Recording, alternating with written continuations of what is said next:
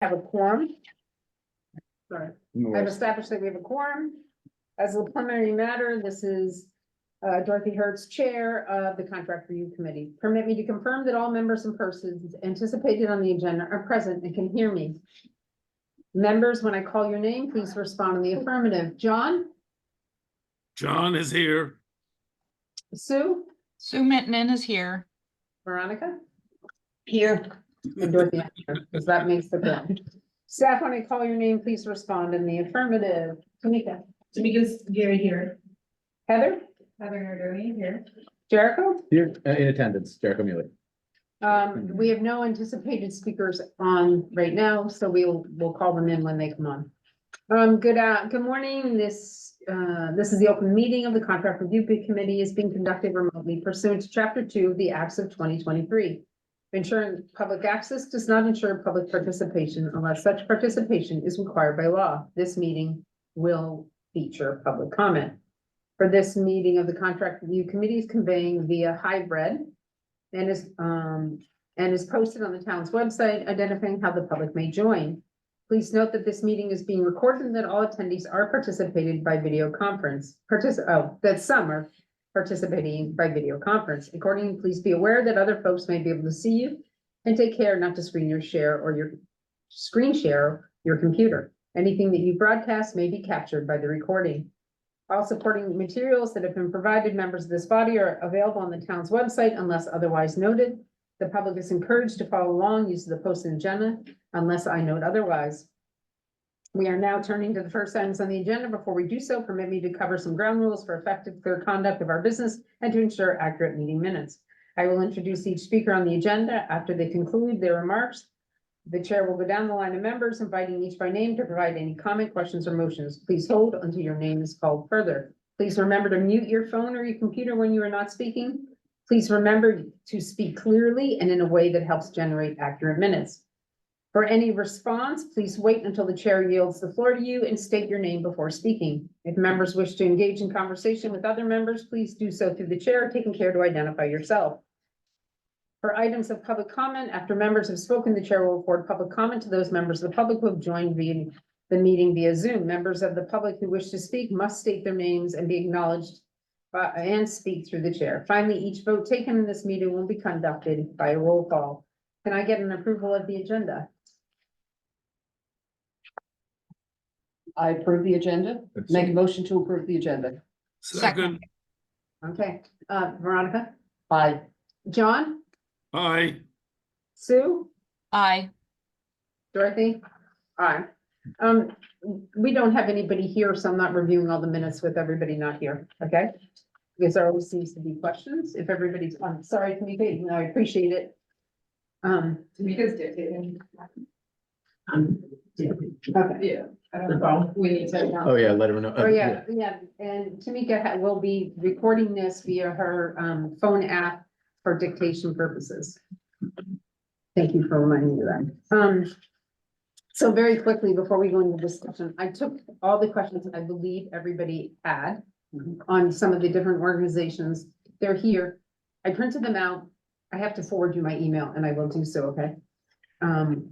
And you want to read them and I'll forward Sure. them to Jericho. So I'm going to be using my phone to forward emails to Jericho. And then I will send that out to everybody, so we have it all in front of us.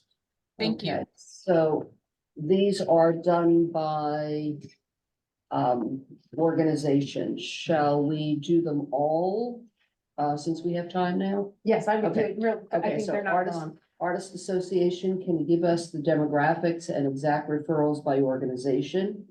How will you seek funding in the future for this program? If you feel that this is beneficial as you presented, why you're not seeking other funds? How are you reaching the 18 to 25-year-old group? This program is available. Whatever efforts beside inside newsletters and emails are you using to reach community members not affiliated with mental health organizations who have grown in the school system? When you mention social media, what is the platform? Have you made the online application for healing through the arts easier for people to navigate? Sorry, I feel like I'm reading like, very quickly there, but that's Artist Association. All right. Any, corrections or additions or whatever to that? No. Okay. Memory Cafe. It seems advertising is a major component of the budget. Why is it not included in the community school advertising? Can you better explain to us the community school coordinator salary? How do you feel the program has been welcomed by the community? Do you believe the program has been beneficial for family and loved ones? What other grants have seek to fund the program? I should probably say you see. Okay. Have you Dorothy, seeked? with your permission, I'm gonna throw all these in one document and send that out to everybody. Is that gonna be okay? Because you have. Whatever way you want to Okay. do it. And, you know, there might be some, punctuation. Right. Things that need to Right. be done, but it's just, Yeah, this I was, spoke all the questions into my phone.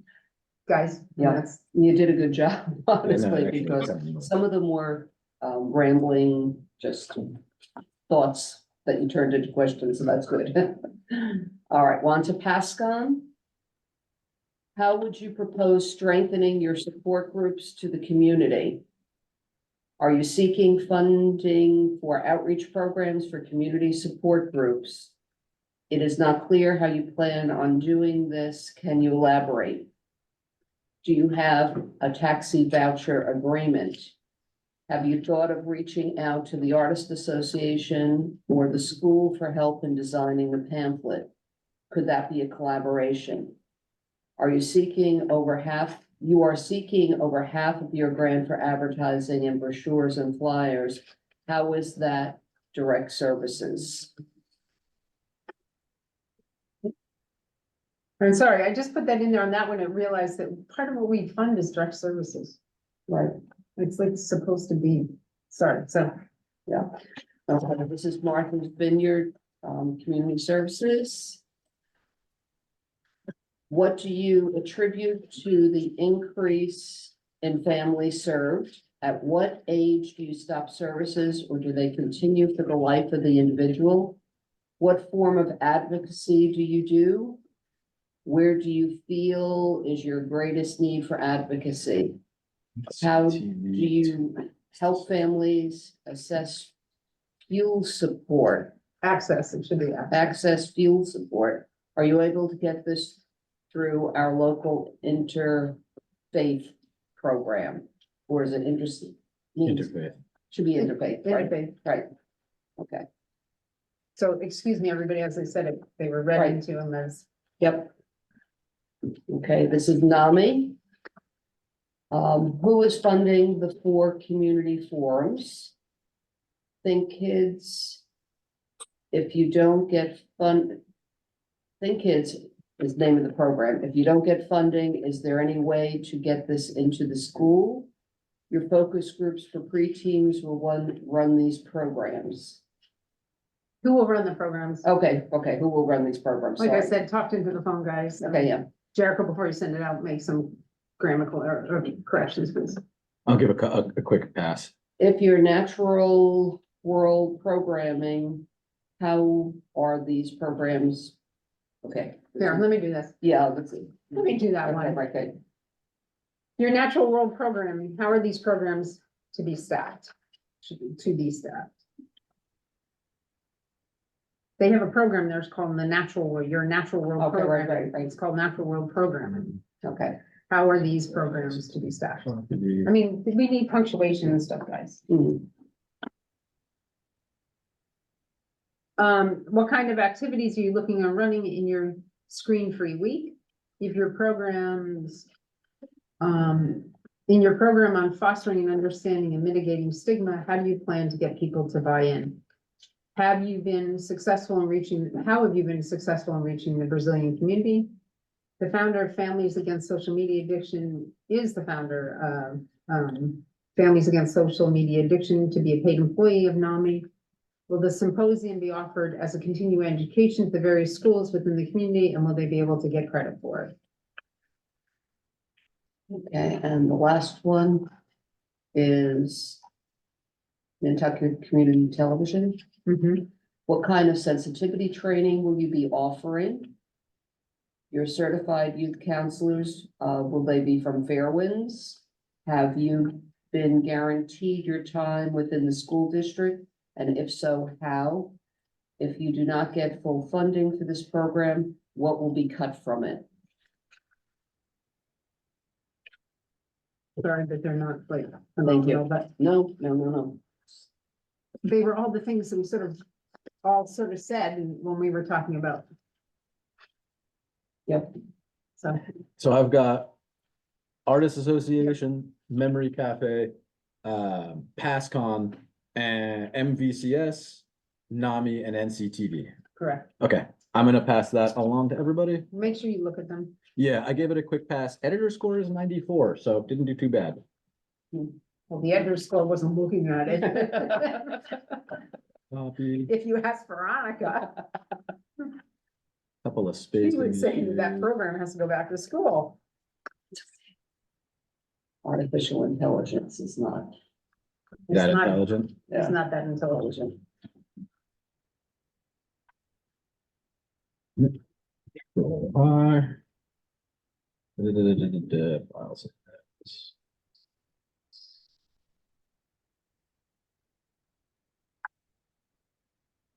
And then.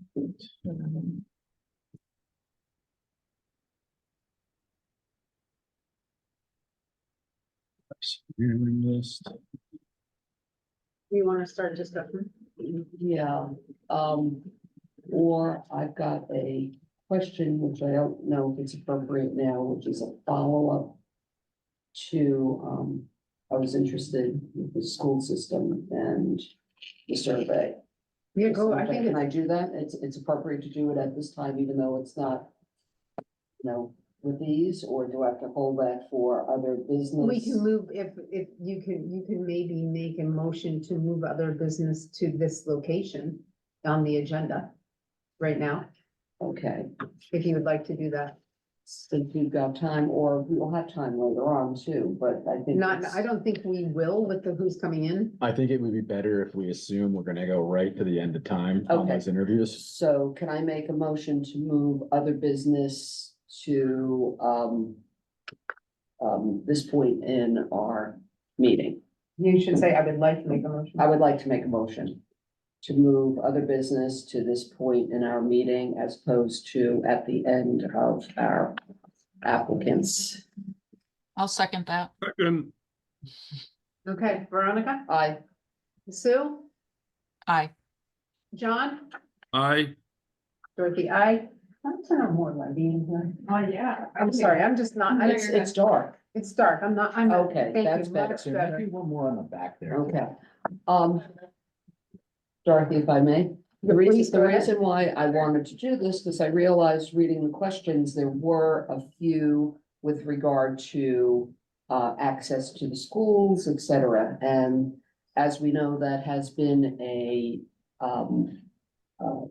difficulty for us and a number of our applicants over the years. So the WPI project was done, the survey was done in the middle school. For a number of reasons, it wasn't done in the high school, and before the holiday break, we were told that it would be done. And I'd just like an update of where we are with that. Okay, so I think that Jericho is our lead to the school. So, update on that, so we had 2 meetings with Mandy, a phone call and a couple of emails. And Mandy's. Oh, sorry, Mandy Vassal, principal of the high school. Okay. And as of right now, I'm just doing a little bit of due diligence on the link. I'll be sending it out to her with the consent form. And then the quiz should happen by the end of this month. Originally, we were gonna be planned for the 6th, but I think that was slightly too aggressive, the timeline. There will be, to my knowledge, there will be class time for students to do the quiz during their school day. And then I'm actually trying to, I might have mentioned this to you at some point. I'm also trying to get one of the WPI students who's gonna be sticking around on the island for a little bit longer to potentially help. Same one who actually also applied to the, thank you, Sue, also applied to the Mariah Mitchell Association internship program, so hopefully. Do you know who since- that is? It's Mary, what was Mary, I just wrote her, Lawrence, I believe is her last name. Okay, And she's applying to that, and I'm gonna see if she did the data analysis initially, so she should just be able to like pop it into the same spreadsheet she had before and do the same analysis to it. If that is not gonna work out, me and Roberto will probably go through and do some basic data analysis. Him being a trained expert in that will be very helpful. And then I don't know when we're gonna have the report together. We don't have dedicated time like the students did to do the analysis, but I hope to have the at least data presented in the same fashion as the WPI report was by hopefully end of February, if everything goes well. okay, So- so what what you're referring to was the PowerPoint that they did. Basically, the graphs, Right. the correlations, Okay. the demographic breakdowns, and then a comparison between those. More tentative, but still discussed, was a plan to do this either annually or biannually at the beginning of the school year. Basically, one of the first couple of weeks in September, this survey would be administered to both the middle and high school. And then we would do kind of tracking, depending on what the need is. We try and get a full 4-year cohort to see if the track changes from 9th to 12th grade. But I'm confident saying we'll at least do one. I don't know that we'll do it again next year, but it is an intent of mine to be doing this on a regular basis. Okay. I know I got a copy of the full report that WPI did. If committee hasn't gotten that, it's really worth a read, because what we saw in the PowerPoint was just a very high level, but it's worth reading.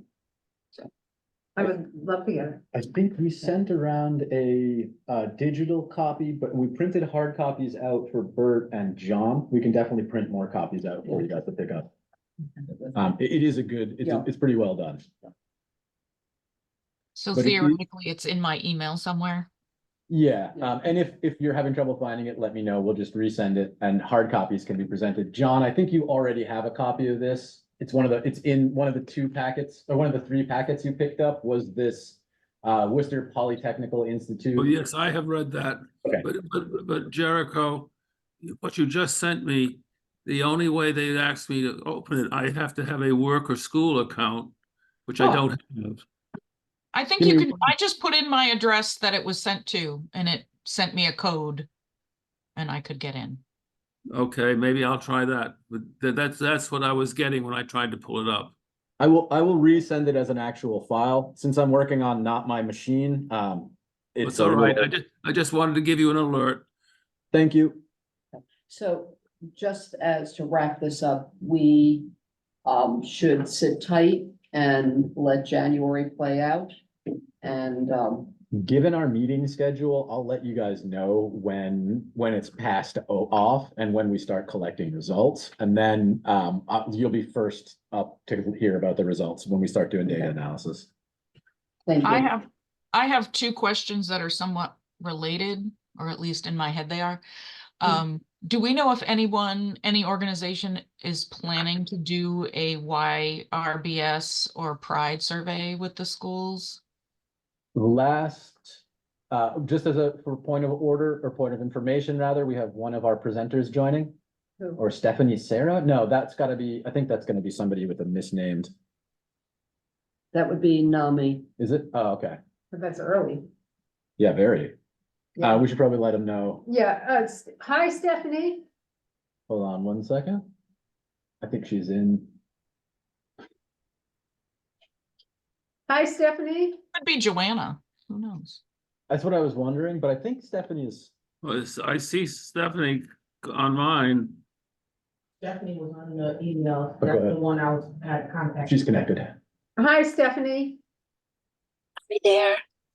I understand that maybe you are in early, you're representing NAMI? Or, I'm actually representing NCTV, but I wasn't sure if we were requested to join a little earlier. nope, you were requested to come in right at your, 12:30. Oh, right, perfect. Thank 12 o'clock. 12 o'clock. thank at your you so time. much. I'll be there Okay. in person. I appreciate it. Okay, Thank thank you. you. Bye-bye. Bye.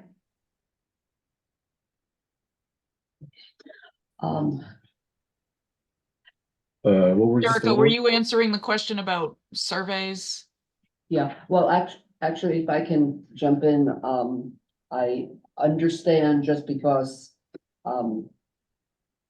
my husband, Kerry McKenna, is involved with ASAP and they are interested in doing the Pride survey. And, they're somewhat, actually, he personally asked me for guidance of how and who to approach in the schools to get this done. But Sherry Scholler is gonna be your best point of contact for that.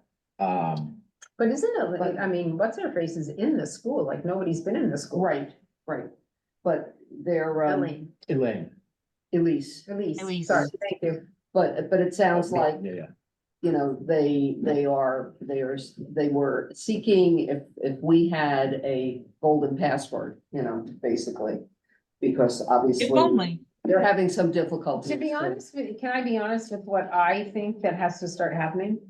Is I think that a letter to the administration and to the superintendent, CC to the town manager. And to the school committee. Yeah, I just feel like, I feel that what has to happen is that people, I had a discussion the other day, and one of the things I did bring up was the fact that we are really having difficulty. And I don't quite understand the difficulty for people that are trying to seek and help the children within our community, having the doors shut, to every, you know, pretty much all capabilities to try to come up with some workable solution or, you know, how we can, direction we can go in.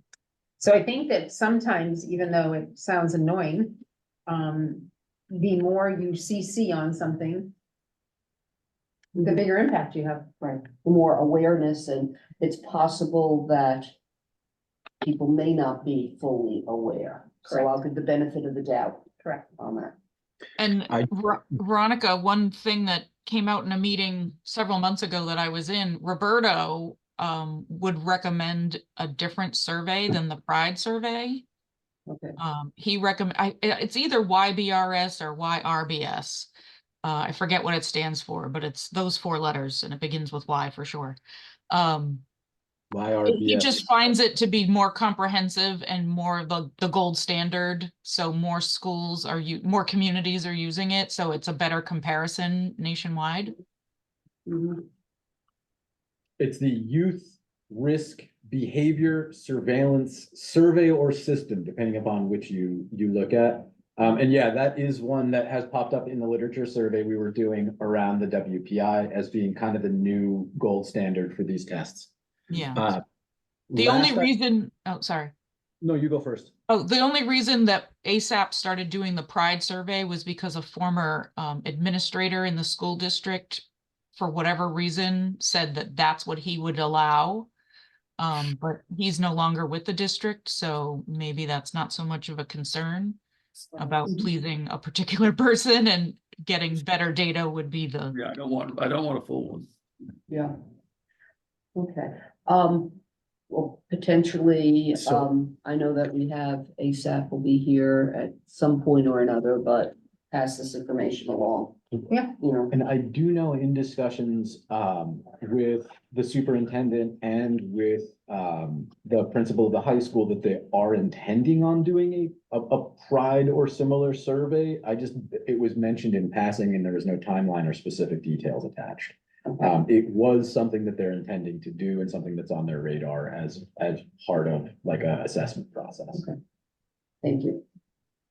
My second part of my original question was, are we planning meetings with the youth behavioral health grant folks? We had said we might do check-ins we're supposed to do, it's on it. We're supposed to do when they come in for their, they're supposed to be like quarterly meetings. Yeah, and we're getting there. I think do we have all of the youth behavioral health reporting? We're still waiting on one or two details. We're a couple of first-year applicants, so it wasn't the smoothest, like, there's been a document crossover and checks. I anticipate we should be having our discussion on quarterlies. Probably, we should have everything in and stuff ready to get processed by, I think, the 22nd, the meeting on the 22nd. So we can probably have a discussion and share the quarterly reports for those as soon as we get the last, maybe later. It's just the fact that one of we only have everything for is the Boys and Girls Club. Okay. Everybody else, we don't have the correct information, and we reached out to them. The last reach out is gonna be Friday to let them know that things are done, and what I'm trying to do is actually just send them everything that they need to fill out. So I'm going into their information and sending everybody, saying, hey, these are the things we need filled out and sent back to us for quarterly reports. So when we get all the quarterly reports, the invoices and the reporting in, we'll throw them together into a packet, send them to everybody. And then depending upon what our meeting schedule in that context is, we'll have the next meeting, discuss the quarterlies to release funds. And then if we would like to do an actual in-person check-in with those agencies, I think all of them have started operations at this point. So they will all have something to report and they will have something to discuss. Awesome. Any other business? No? Okay, can we, we have fair winds showing up in a little bit, can we? Yeah. 30 minutes, yeah, we are 30 minutes out. We got NAMI and Fairwinds. Right. NAMI, Fairwinds, NCTV and addiction. Right, these are ones that we sort of left with, I have a discussion with Joanna here too, but, it may be more of the board, but, so I'm gonna first make a comment on Fairwinds and to be really frankly honest about, and share a story. For years, we have suggested that Fairwinds get a financial, CFO, Chief Financial Officer.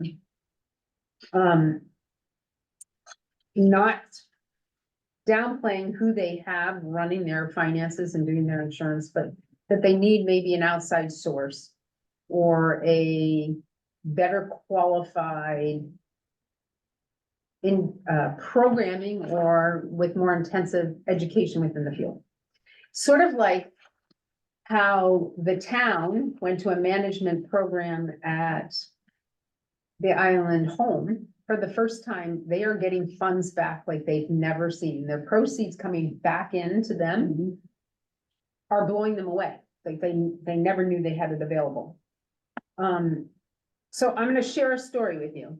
When Jamie passed away in June, we reached out, of course, to the crisis unit and they were very good at responding. But Leland had 3 interventions before he was assigned somebody. That was 2 months out before he was assigned somebody. And then and can you imagine being there when your brother dies and trying to save him and not having the services when you keep asking for them? He then got appointed somebody and it's sort of been an up and down on the times, but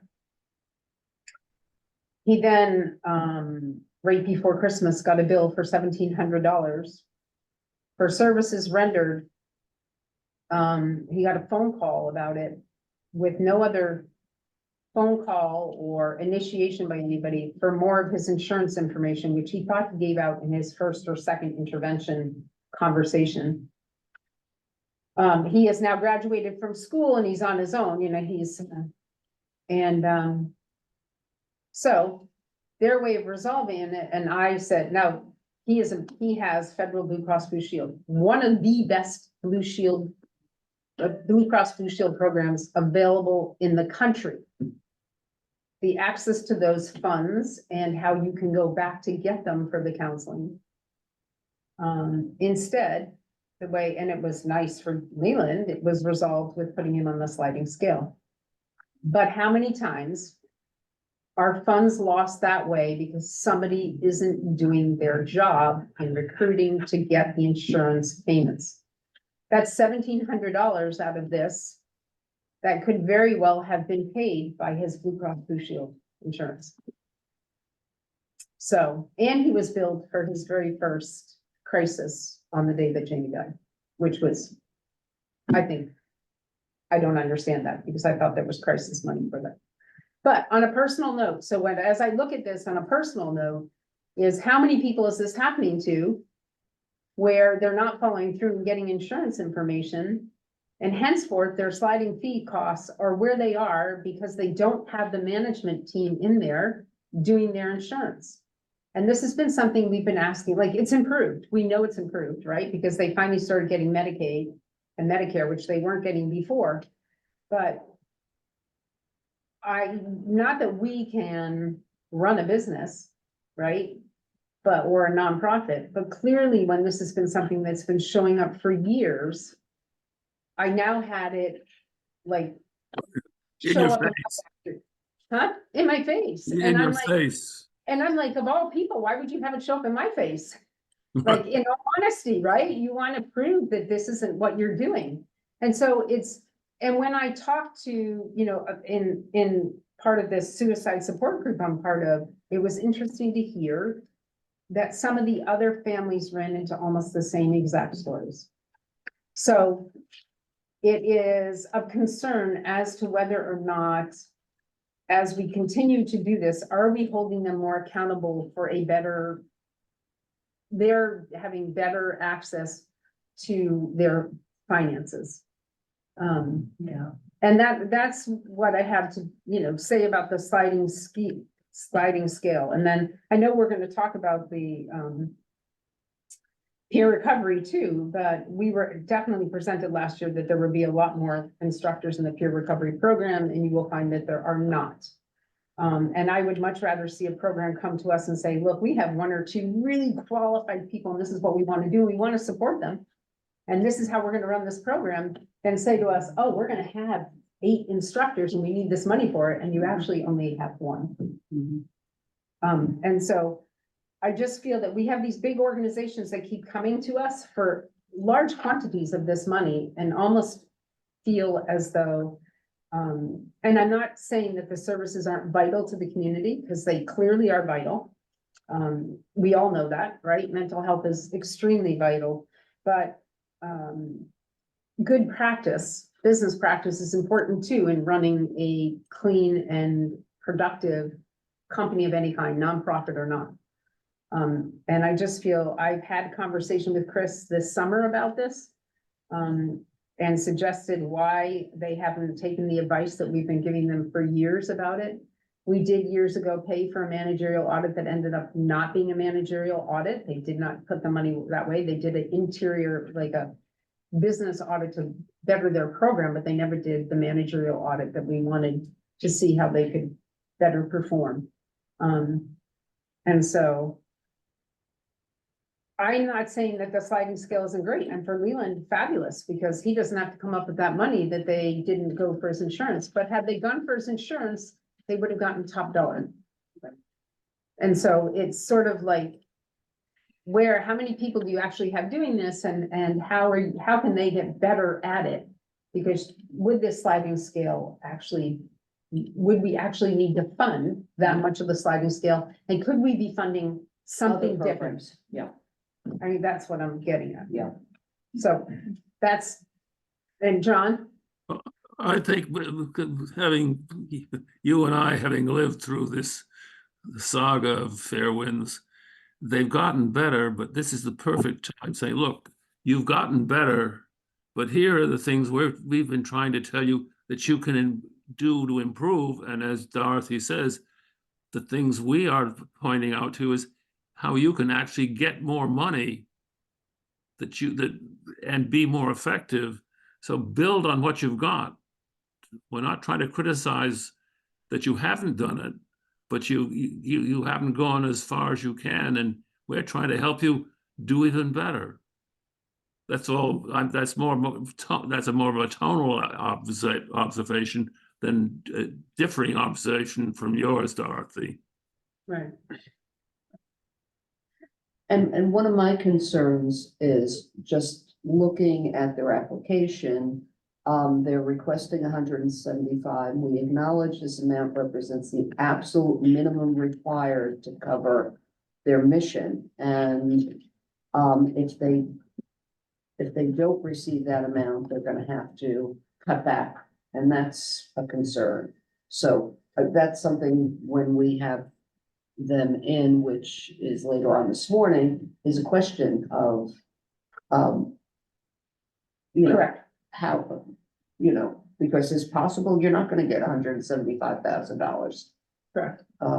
And the thing is that that's been held over us in many years. Yeah, And yeah. it's really held over the town. And I think that they have to maybe start seeking other funding sources too. I mean, because there are some very good programs out there that are dealing with mental health too, that we can be supporting all the way along. So, I have sort of a procedural question. I was planning to recuse during the Fairwinds presentation just because I can and it makes it cleaner, but if we don't have a quorum, if we don't have another person here, should I just stay on and I can be quiet and not, I mean, we're not deliberating, so it's not a, or do I just take? you can, She can listen, she can't she participate. can't have any conversation and it would be a conflict of interest between both. She is an employee of Fairwinds right now. But does that then remove her from being a quorum? I think that we should ask Maureen Coleman that question right now. I'll see if we can get one back. Do we? I know I cannot deliberate, which is, Right. it's fine. I'm worried about quorum, that's all. No, and I think that we'll see Joanna pop on right at about 11. Okay. Did she say, Tamika, did she say how late she was gonna be? No, do you want me to ask her real quick? No, I mean, I don't think it's gonna She get just her here. said she was late. I don't think it's gonna get her here any earlier, so Okay. no biggie, And but Bert is not available today. yeah, I think this was the day he said he And could not Linda be is currently not. in a CPC meeting. Linda has to make a deadline on a CPC meeting. I'm gonna write to Joanna right now, if Okay. you guys don't mind. Let me try really quickly calling, Go right Maureen. ahead. I'm gonna pop into the other room. Mhm. I just didn't want it to get too close before we settled that matter. No, but is there any other questions? Because I think that this, I mean, we have two, they're coming for, you know, a major amount of our monies. And I just would And- hope that, aren't there other questions and concerns? Sorry, as I'm saying that, I'm trying to find her.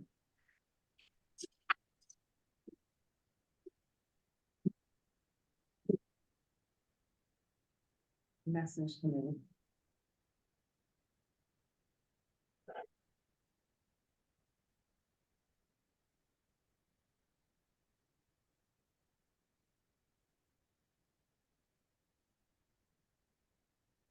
Oh, I might have.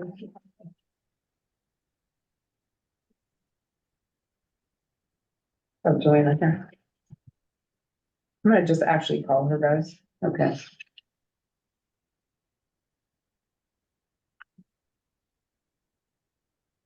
I am calling Joanna Rhodes Okay. for the record.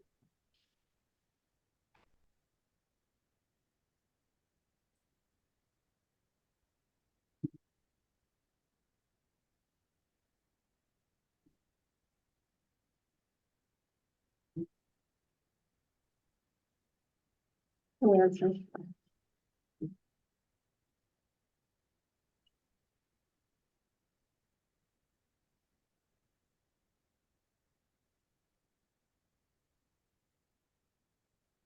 I'm actually gonna now voice to text everybody, so you Okay. know what I'm saying. Hi, Joanna, comma, we are checking in to see what time you will be joining us. There could be a question on quorum. Thank you very much. Everybody heard that, right? It's the text that was just sent. Now you see my voice. And I guess I have a general statement, Mhm. not necessarily about this, but You know, I know that we've got a very tight schedule of meetings and, you know, I know things happen.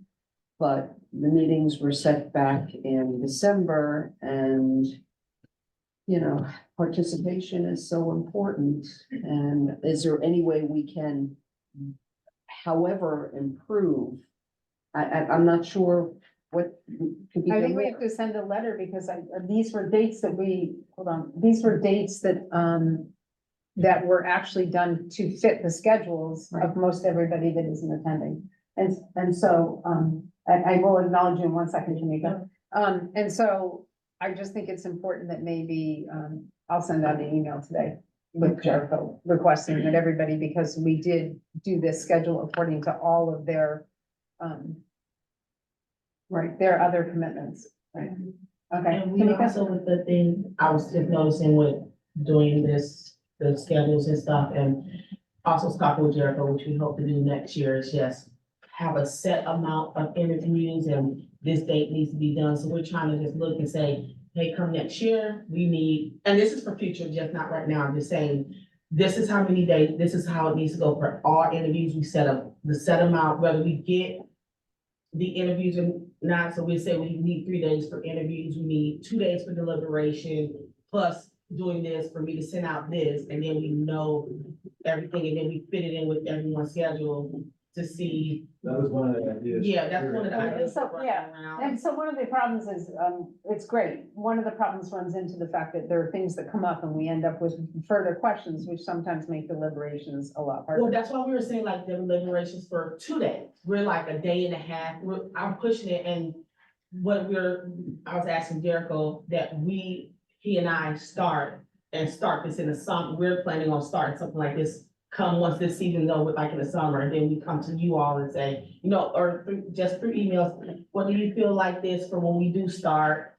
You know, we're just looking for future, and that way we get more timing to do things, because I'm noticing like, compared from the youth grant to this one is taking longer. Well, this compared one, to- this one isn't taking longer. It's actually started later, Later. which is making it run longer. And the Right. youth behavioral grant was really something out of our loop. And actually, this isn't running longer because we used to do the human service grant and then we did the cannabis grant. And now this year, we've We're doing actually pushed together. them in together. Yeah. So I think what it is gonna be polishing it up.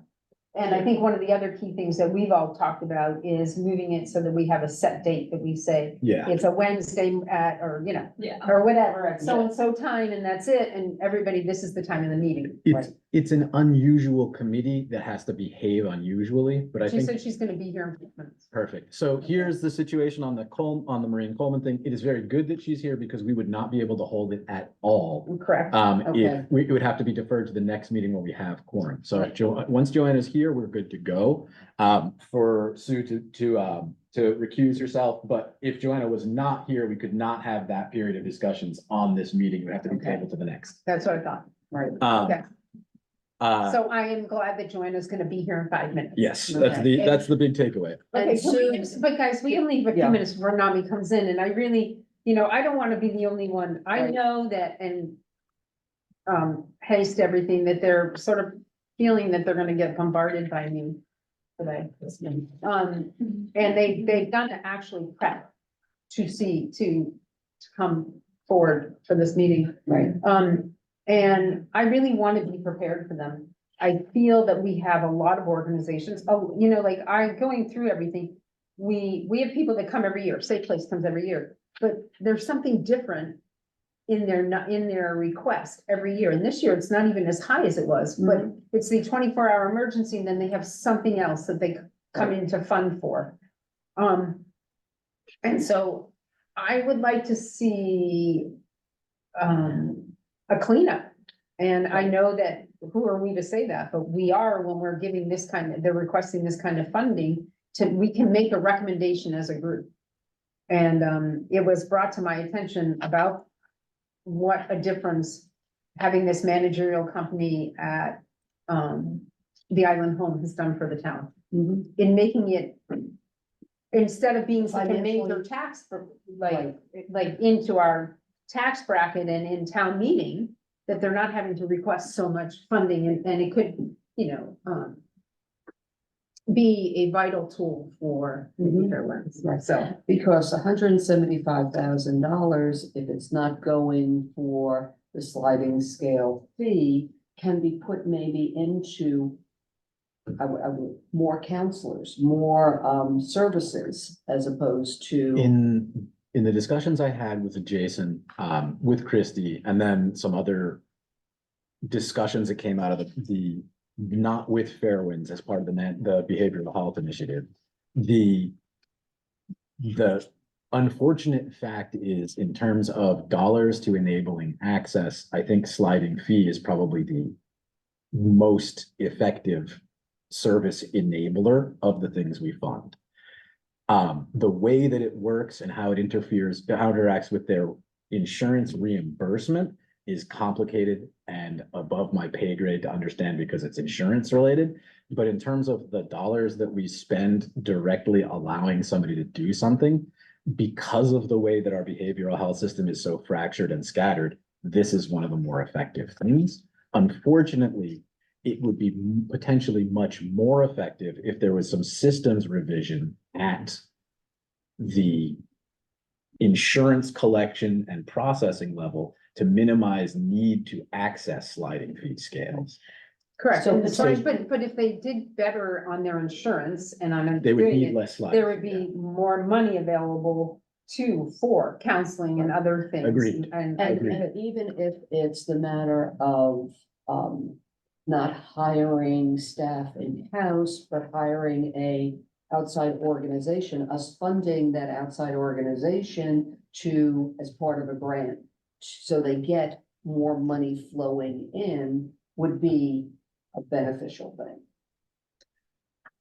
Improving, except for it's great, but what we have to do is what we are supposed to cover is direct services. we do not, the Part of the grant is direct services. part of the grant is direct services, but there is, to my knowledge, nothing in contract review committee policy or verbiage that requires it be direct services. It's not supposed to be administration though. It's not clearly It's not supposed to, delineated. but we see that in a number of grant. Only if the applications. grant applications are one-to-one, that administration is a one-on-one service to the Okay. individual. Okay. And that's how we've looked at it. Okay. But I would just state that, I think it's something they should be looking at. And I think that that we can be told as much information from these organizations as we want to be told.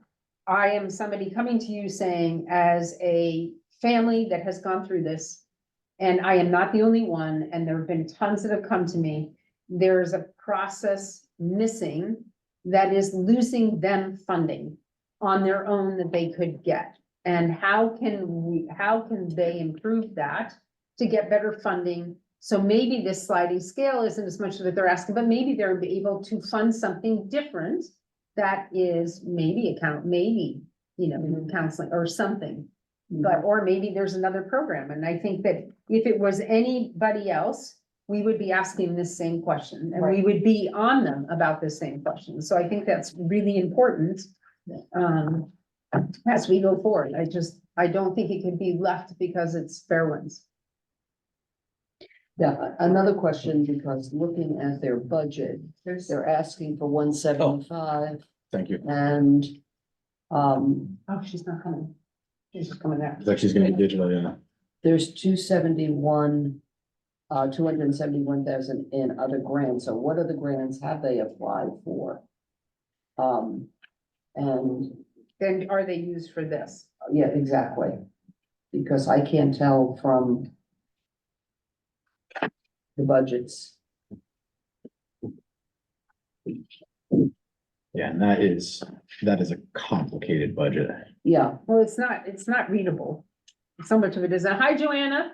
Hello, sorry that I'm late. Yes, we actually wanted your input on some of these bigger ones, and it's gonna be a little too late. It is 10:57 a.m. and Joanna Roach has just joined us. Yes, And Joanna, hello. sorry, didn't mean to jump on you there. I did send you a packet of some of the questions that we were circulating a few minutes Yep. ago. Okay, just want to make I sure. got it.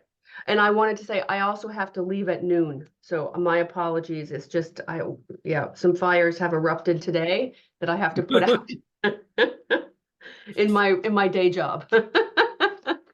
So the only thing that means is that we have to hard stop Fairwinds at noon Yeah, because we won't be able to maintain. Yeah, so we can't, so because we don't have enough of a quorum, Sue cannot be part of the conversation with Fairwinds. okay, I did, okay. Okay. Okay, so I'm gonna keep an eye out for incoming. Thank you for pointing that out for me, Heather. Otherwise, we might have sat there for a minute. So Joanna, before Nami, or before Yeah, no, me. Nami comes in, did you have any questions or feedback on the Fairwinds application? That's what we were just having a big discussion over. Yeah, I mean, again, look, I'm just gonna be blunt, I think. All we're doing is subsidizing Fairwinds, right? I'm not sure what the overall impact really is. And I also, over the course, and again, I could, I'm open to being wrong about this, but I'm not sure if what we're supposed to be doing is subsidizing, organizations in this way, right? I really feel like what we're supposed to be doing is helping to support smaller initiatives and not basically contributing as a line item in somebody's budget. Right. And it doesn't mean that I don't think Fairwinds is great or that they do good work. I just question why we are giving them this much money. It would be so much easier for me to get behind this if it was, we need $100,000 for this program, and this is what the impact of this program is. I don't know if anybody else feels like that. Yeah, the Rhonda? conversation that we've had leading up to this is pretty well along that same line. That funding, the sliding scale, when potentially they could be seeking insurance payments in a better way. And, not knowing how well they do that or what mechanism they have in place, and that would be a question I would ask. And I'm not sure if we're gonna get that answer today. But that would, if they could get reimbursements in, potentially, we could be funding a new program or more counselors or something, as opposed to just being part of their overall budget. And, they clearly state if they don't get the $175,000, that their services are gonna be impacted. Yeah, But and you would think after all these years of running this program that there would be a search for some form of grant or funding for this as well. Well, the other thing is that I did a little, in my previous life, this was called, I was a little bit of a secret shopper. So I called Fairwinds and I asked for an appointment, right, for my son, okay? And I can't get an appointment in person for months, okay, if at all. It has to be virtual and it would still take months. So we didn't even, the whole thing just put me off of this, right? So if Fairwinds is the mental health accessibility point for our community, and you call and you want an appointment, for it to take months and for you not to be able to see a live person, I don't get it. So I mean, I Joanna, get- right, that's what we were discussing. So when everything happened in our lives, it was 2 months before Leland was seen by anybody. And it's only been on the Zoom app that he's been able, and it was, a little over 2 months. And then there was, and then he got a bill at Christmas time for all of the services because they hadn't seeked his insurance. And he's got one of the best insurance programs available. And so it's, seems to be an ongoing issue. And I brought up the fact that I have just recently found out about the impact that the managerial program that they're doing at the Island Home has had on insurance reimbursements. and what they thought that they were getting and what they knowledge they thought they had running, and now what they are seeing through the management company is blowing them away. Financially, what's coming in now in reimbursements. I thought Um, that Jason really worked on the reimbursements as well, though. No, he does not. They got onto the Medicare program and they got some other Right. they're in Well, Chrissy, there reimbursements. was 4 years to get on. We haunted them to do that for years. Well, and then they did, and they are doing better on insurance reimbursements. They can always do better on reimbursements. But this is another thing is that mental health or behavioral health reimbursements are more complicated and difficult. There's like 2 state laws going there to reinforce parity between insurance coverage between physical and mental health. We know that. Yeah. Then there's the Department of Mental Health's reevaluation of mass health's participation in these. It's difficult. Insurance, again, I do not get insurance on a fundamental level. It doesn't make sense to me that it's not just a national healthcare program, but fundamentally, like, this is an issue that does not just affect Fairwinds. It's also all of the independent therapists that are on the NAMI thing. We don't know how well they go after insurance either. It's not an easy process. And the external system level reform would be that we do a insurance claims scrubber that we make available through a collaborative grant that then goes and works for all of these agencies. There's ways to do it that we need to do carrot and stick, I think is the way to work. Okay, on but this. I'm gonna just hold back, and from now on, Jericho, we're gonna, only if you're called upon on some of this information, because this has to be a conversation with all of us right now. And I just feel that,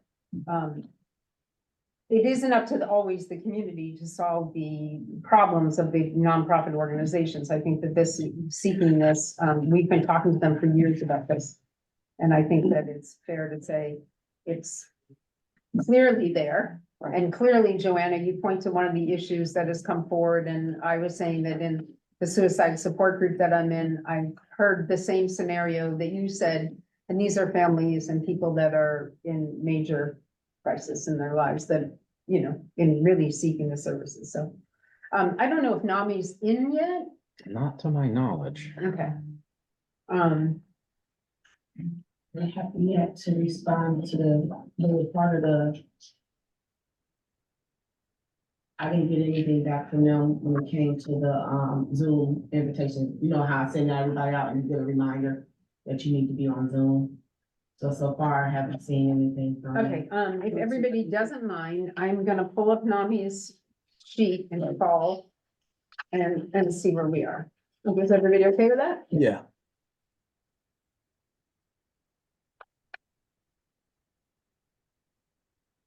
Okay, I'm calling Jackie Lane.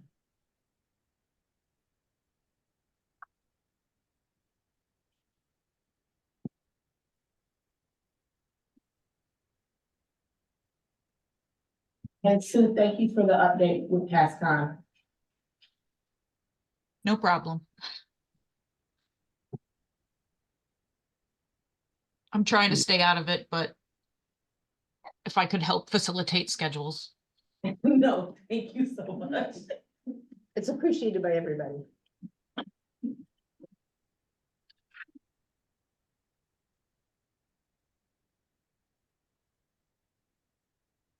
While you're making that call, Mhm. the NAMI application, I didn't put it side by side, but this is pretty well the application that they requested for the youth behavioral health grant. I think we encouraged when we said to reapply, and that's what they have done.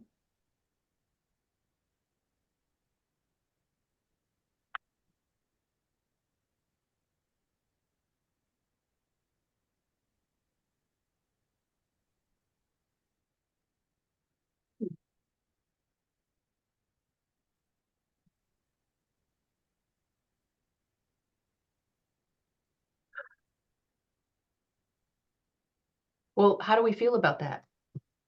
There is no response here right now from NAMI at the NAMI phone number. We call the office and there's no answer. There is no answer. I'm gonna try this and see if this is Jackie. I don't have her cell. 508-778. 4277? No, That's the office that is number. not, that's the office number. I have two Jackies in my phone and one could be her. 50/50. Oh, I think this is.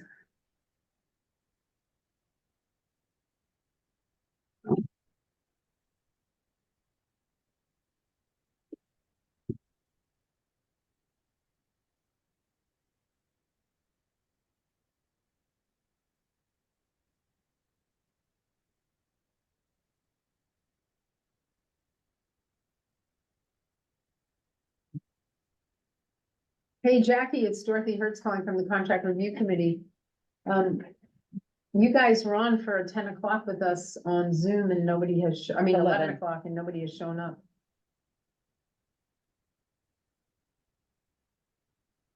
Well, they said that they filed for next week at 11.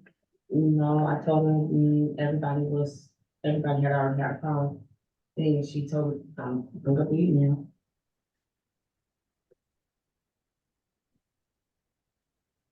I guess we're probably having another 1 second then.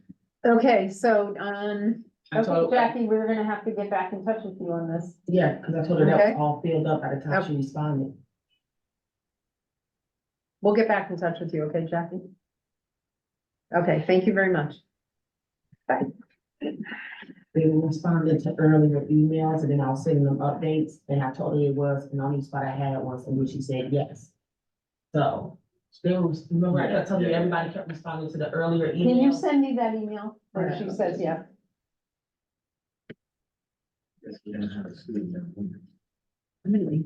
So, Sorry. you don't have a picture. You can't, sir. You can't. All right, sorry. Okay, so is there any more discussion, between the board on the fair one? On this date.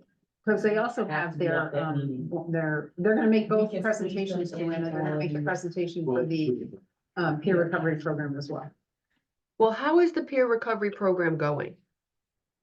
That's gonna be the key question. Because Because I the understand. last that time they we do not talked have about the- this, they were struggling to get staff members. Correct, and they have continued to do so.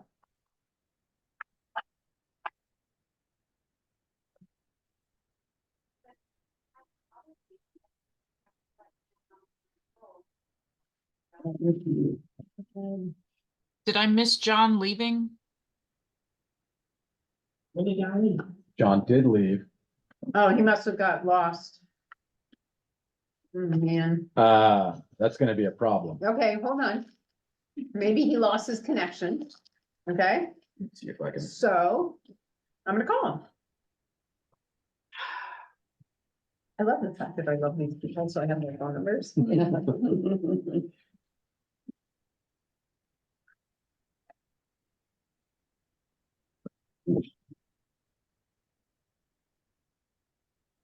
Calling John Below.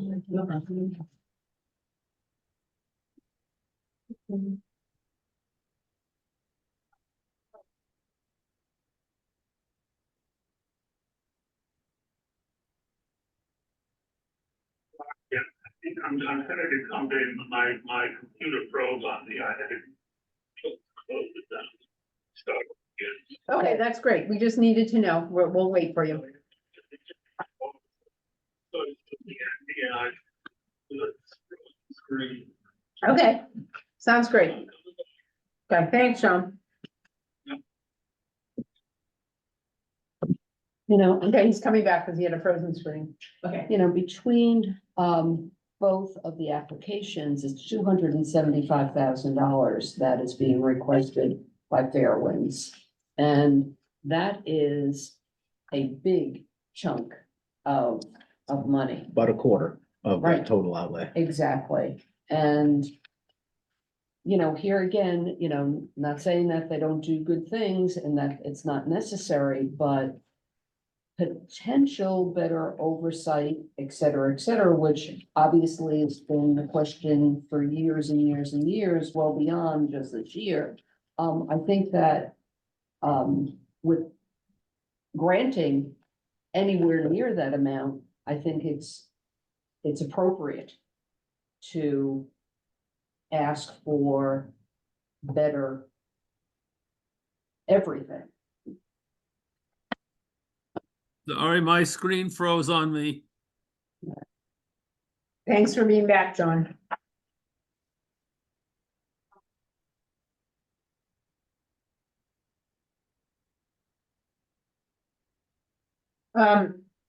Any feeling on that, Joanna? About, you know, the total amount of money. I just think that there's not, there needs, I feel like with Fairwinds in particular, needs to be a strategic conversation about how we support their organization in general. And they're asking us for $275,000, and we don't have a clear, like, we need to clearly understand the impact before we commit $275,000 of the town's money to this organization. It's a lot of money. Well, I agree, and, the peer recovery program, as I spoke before, when they presented to us, they told us they thought they would be training 5 to 10. This was last year when we went through this. And from my understanding is lucky if they had one with the possibility of 2. Clinicians or peer recovery coaches. But we're, I mean, they're not turning money back, right? We're paying for this.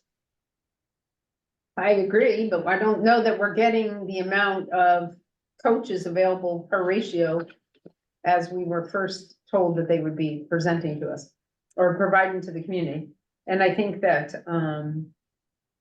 you're right, it's a lot of money, and it seems to be that the town is a good go-to, for some heavy funding for programming. And not that anybody doesn't think that the peer recovery program is a good program. I think it is an extremely good program. Isn't this the same one that Gosnold had trouble getting off the ground, the peer recovery program? No, it isn't. It's a little bit different, and they did this, they sold this as completely different to us than what Yeah. Gosnold was presenting. That was a huge part of their sale to us. But as I remember, the Gosnold one failed because of lack of intake. They had staffing to provide peer recovery, but they didn't have people joining the peer recovery groups, right? Wasn't that the argument? No, their program wasn't peer recovery. I'd have to look up the exact name of it, but it wasn't based on the way this peer recovery program is designed. These are peer recovery coaches are people that have gone through, have had experienced addictions who come and then coach the people through it. And they're almost like a sponsor is in AA, but a little bit more intense of it. And it is a huge amount of money. And I personally think it's, not that I don't think any of these programs are great, because I do, and I think they're crucial. But what I also believe is that I would rather have somebody come in and say, it's gonna cost us $40,000 to have this peer recovery coach for this year, and we're guaranteed we have it. And when we know this works, we're gonna go seek another one because we fixed it and we know how it's gonna work. But we got the same spiel last year on the amount of monies and things that they would need, and they have not been able to fill that role. And so why is it unable to fill the role? Why is it so difficult? And is it that with their peer recovery program, there's also a phenomenal AA program going on, which has great sponsors. And, is that the reason why the peer recovery program isn't as strong as it could be, because that program is very strong? I don't know, but it is. Joanna, I agree with you. I think, we have to look at how long-term are these individuals able to start funding programs or finding funding for these programs? And should we be a line item in anybody's budget? No. I can tell you that Joanna probably doesn't have a line item at Mariah Mitchell that she can go after and say, I know every year that's my line item and I can receive it, that she has to seek grants to keep programs running. And, At the same time, but you're not. Joanna is absolutely correct that we are subsidizing Fairwinds. We're subsidizing a wide variety of agencies. But you're not, right now, I have a lot of respect for you, but right now, this is a conversation within the board that's here, okay? And when we want your thing, we will ask it, and we're allowed to do that, Jericho, please. We are allowed to do that. So, John, do you have any feeling on this?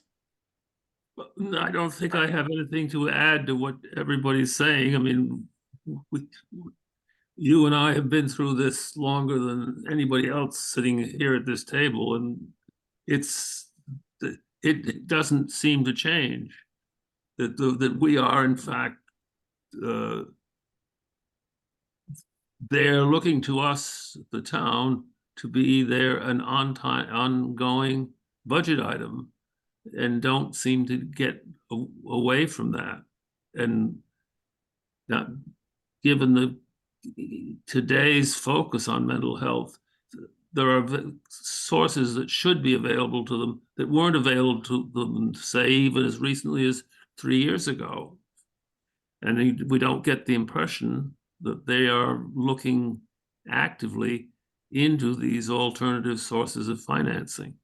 And also right now, they don't have an executive director, right? And I Well, think, they have one. They have an acting executive director, but they have not, Jason is still the acting executive director. Just for No, to I make think- that, I think he's done. no, It's he is not. Michael. He's thought it still was- there. No, Jason's No, still he there. is still there. Jason is the he is the acting director of Fairwinds at the moment. Okay, okay. I wasn't sure that it was happening, continuing after the first of the year, but that's great. At least there's somebody there. He is not on island, but he is, the acting director.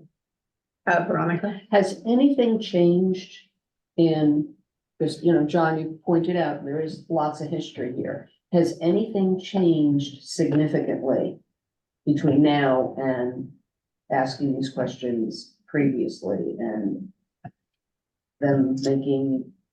The improvements only, or on the sliding scale, the only major change was the fact that they did, finally get the Medicaid and that reimbursement through them.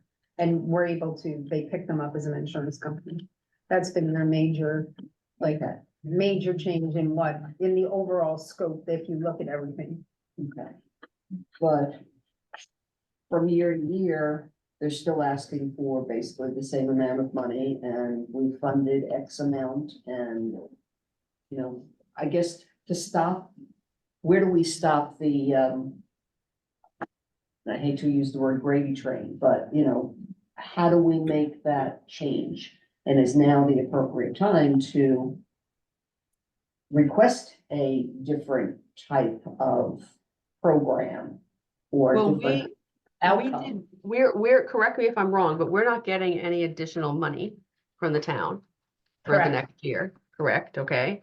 So here's my suggestion for us. If we are going to fund organizations on the regular, then what we need, like for the same program year over year over year, and we decide as a group that that's what's important, right? Like that's one of our value. We find value in doing that. Then we need to determine an amount that we're comfortable with. I don't think it's $175,000.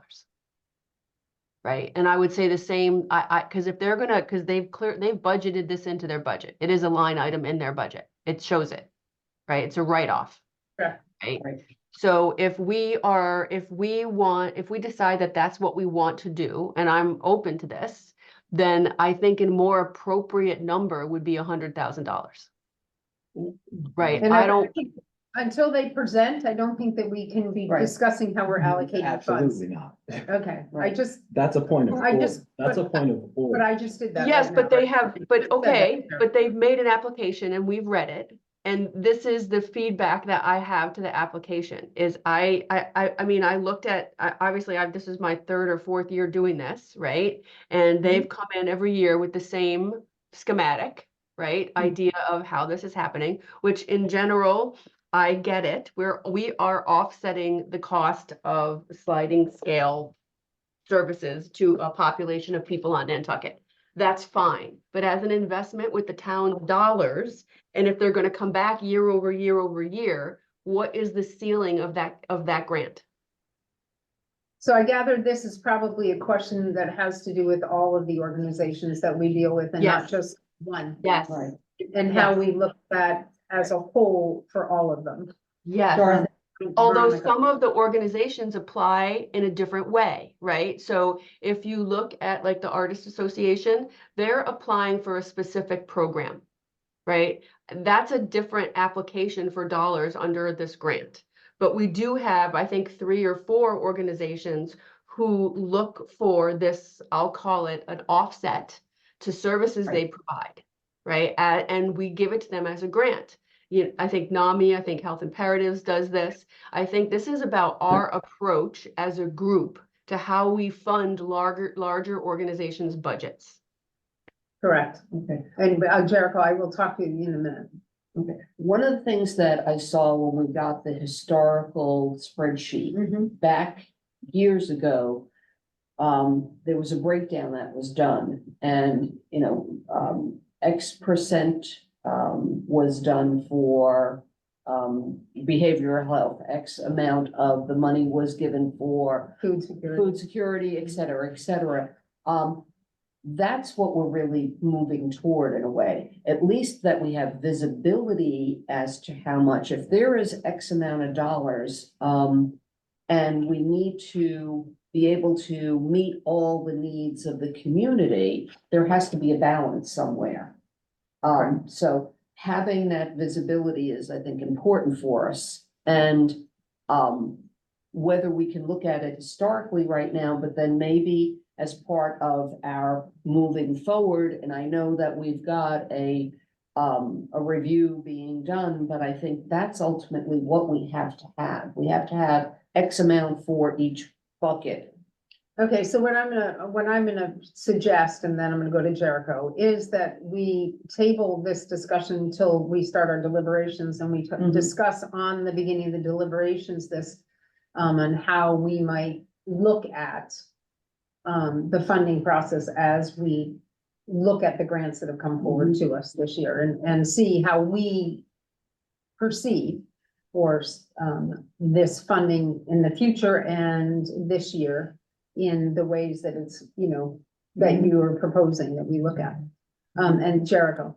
So those level of decisions in terms of how funding is prioritized, where it's determined, are not done by contract review committee. They're done by charter by the Council for Human Services, which has not been configured in a way to do that for a few years. Decisions on what priorities are, how they're met, are not the province of the contract review committee. They're the province of the Council for Human Services and the Human Service Director. Wait, we're can I ask in what way? When you say that? In the charter outline for the responsibilities for the CHS and the CRC, priorities and general configuration of the funds are not the contract review committee's responsibility. But to this Contract date, review committee has been determining which proposals are acceptable or not what the guidelines or the priorities for spending for the town are. okay, but right now, the only guideline we have available is the program that was Back to Basics, written by the Council for Human Services, that allocated what were the top 3 allocations for funding. That was done. So if you're saying now, and they haven't been doing it, the Council for Human Service, since the Back to Basics report was done, and we have been doing this way, which is we're discussing how we're looking at the funding of this money. I think we have no tool coming from us at this moment hold on, in this process right now. So I think that we are at liberty to continue our conversation on how we best are going to make our recommendations in the coming future, and we can look into that further outside of this meeting. Okay? Just as a statement, this issue about how we allocate funding will be the primary focus of the consultancy we're getting together. And we will be looking at, from a top to bottom, if we pre-allocate the number of awards and their values for the year, and then set that duty there. But that will not be the responsibility of the contract review committee. But right now, it's not in place, and that will not be in Just place letting everyone- until 2025, till next year, as we know, because we've sat in on this meeting. Right. So I think that we can go on the basis of how the contract review committee has been working off of the Back to Basics report and how the funding, it shows the allocation of fundings and where the Mhm. three priorities are. And so, since we are gonna have somebody coming in approximately 3 minutes. 5 minutes, is there any other question in regards to it? And Sue, in regards to anything before we get into this conversation in what we have been discussing, do you have any comments before we go into that have nothing to do with Fair Winds? Before we go into this, and then we're gonna have to ask you to just recluse yourself for that period of time when they show up. No, I think I will save any comments for later. I don't have anything that will move anything forward today. Okay, fabulous. And so at that point, I think we're gonna admit Fair Winds Yeah, into Morgan and Jason coming in. Okay, into our. so I'll be recusing just for the record. Okay. So it is 11:27. We're allowing Jason Bridges and Morgan in. And Amanda Wright as well. And who? Amanda Wright. And Amanda Wright is coming in.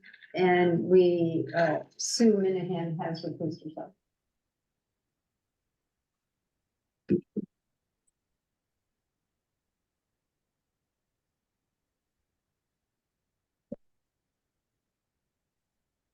Hi, Jason. Hi there. Good morning. Hi, Morgan. Good morning. Hi, Amanda. Welcome. Hi, everybody. Nice to see you. Happy New Year. Same to you. So as you all know, the process will go as follows. For our two new people that are here. The process will be that you will make your presentation to us. And then members of our board will come through, asking questions. I just want to let you know that Sue, Minahan, has, reclused herself and is not a part of this meeting at this point in time because of her affiliation with your organization. Okay. So, Morgan, if you're gonna be the presenter, Jason, I don't know, is Morgan the presenter or are you? Jason is actually going to open it up with an introduction overview of our services. Okay, fabulous. Thank you very much. Thanks, Dorothy. Thanks, Morgan. It's nice to be here. The last couple of years, I've had to watch it a week later once it got posted. So good to see everybody. Just want to focus on two different things. What's changed from last year, and how are we collaborating? Where are our collaborations? Because those are two key factors of that is very important to the growth and the changes of Fair Winds in this last year, and connects to everything that we're asking and why we're asking for a certain amount and for these services. So we really have done a new model. Fair Winds is a behavioral health center now, not a counseling center, because we do more than just counseling. So we've even changed our tagline to Nantucket's Behavioral Health Center, because that's important. But so what do you need to know in a short amount of time is we've doubled our services, doubled our access, and we've done that through adding on programs with the CBHC designation and through tremendous amount of collaborations and building trust in the community. So we're a deficit business model. So the more that we grow our revenue and our access and our services, our deficit grows as well, because that is our mission, is to provide these services to those who cannot, or to everybody, regardless of their ability to pay. And so as our services grow, our deficit grows. And because we've doubled our services, that has also happened. So when it comes to sliding fee, like we have worked really hard to find additional sources of revenue to cover the growing need for sliding fee. It's growing because the demand for mental health services in general is growing. It's growing on Nantucket, and Fair Winds has grown. Our outreach has grown. More people know about us, and we have more programs. So the demand has went way up. So we have worked with the Tower Foundation to flex some of our grants to go to children. So sliding fee for kids, at least for the next year, in the past 6 to 10 months, has been taken care of with another outside of the town grant. And with our Medicare, now that we take Medicare, we've seen, I think in the last 12 months, $71,000 that would have maybe 98% been the sliding fee into Medicare. So to make a long story short, we are asking for 175,000, but our exposure to sliding fee, the demand for that is over 300,000. And we've done our due diligence to find different ways to compensate for that. We know there's only a certain amount of pool of money that you guys have to give out. And we worked really hard in doing that. And the demand keeps going up and it keeps going up.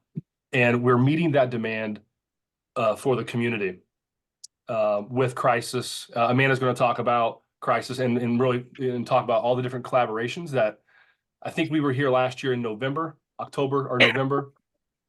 In those 14, 15 months, our relationships with all the stakeholders, with the hospital, the schools, fire, police, warming place, the town, are completely different. Addiction Solutions, and we have Christy Wilson's coming in, and those relationships, along with the Family Resource Center and having Crisis, has created a referral machine that has, in a very, very good way, allowed more people to access our services. So what's changed in the last year?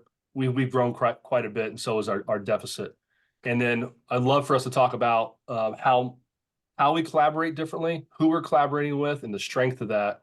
And Amanda's going to talk a little bit about that. Christy Wilson's here to talk about anything you need, any questions you have for processes, how we make sure every single dollar that we use from this grant has oversight and is thought through, and there's a process and all the different carriers that we use.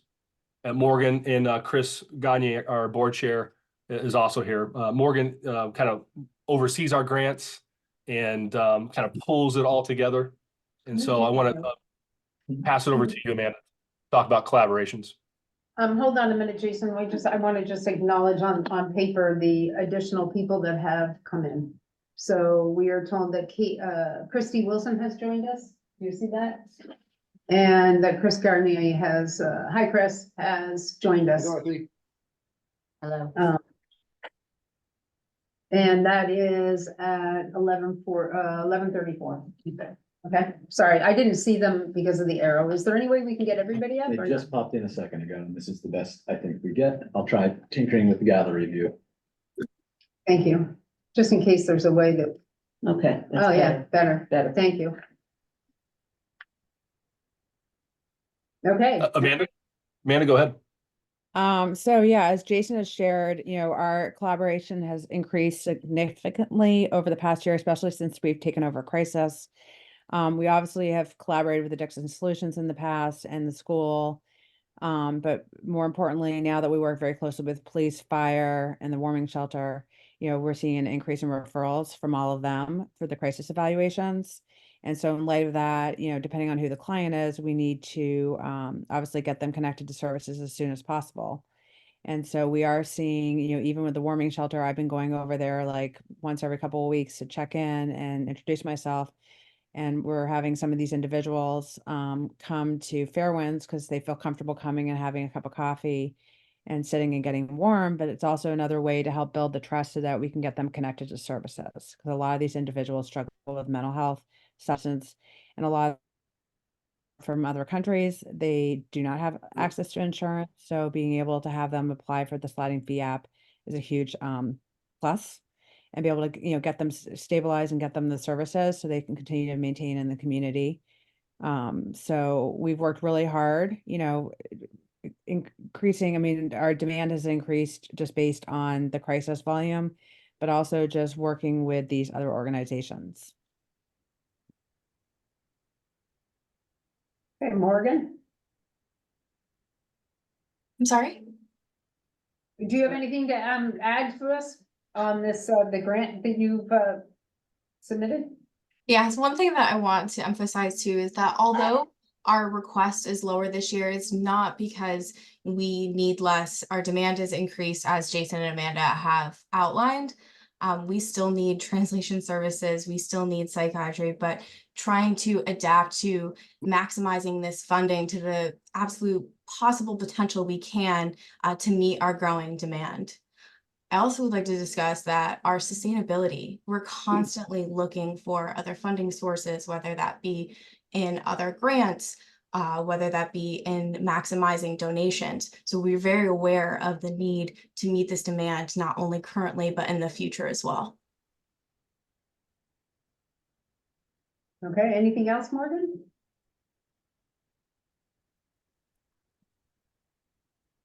Christie, is there anything you wanted to add from someone who manages the I'll sliding go fee? to, yes, I'll go to, if Oh, you Morgan's- got it. Okay.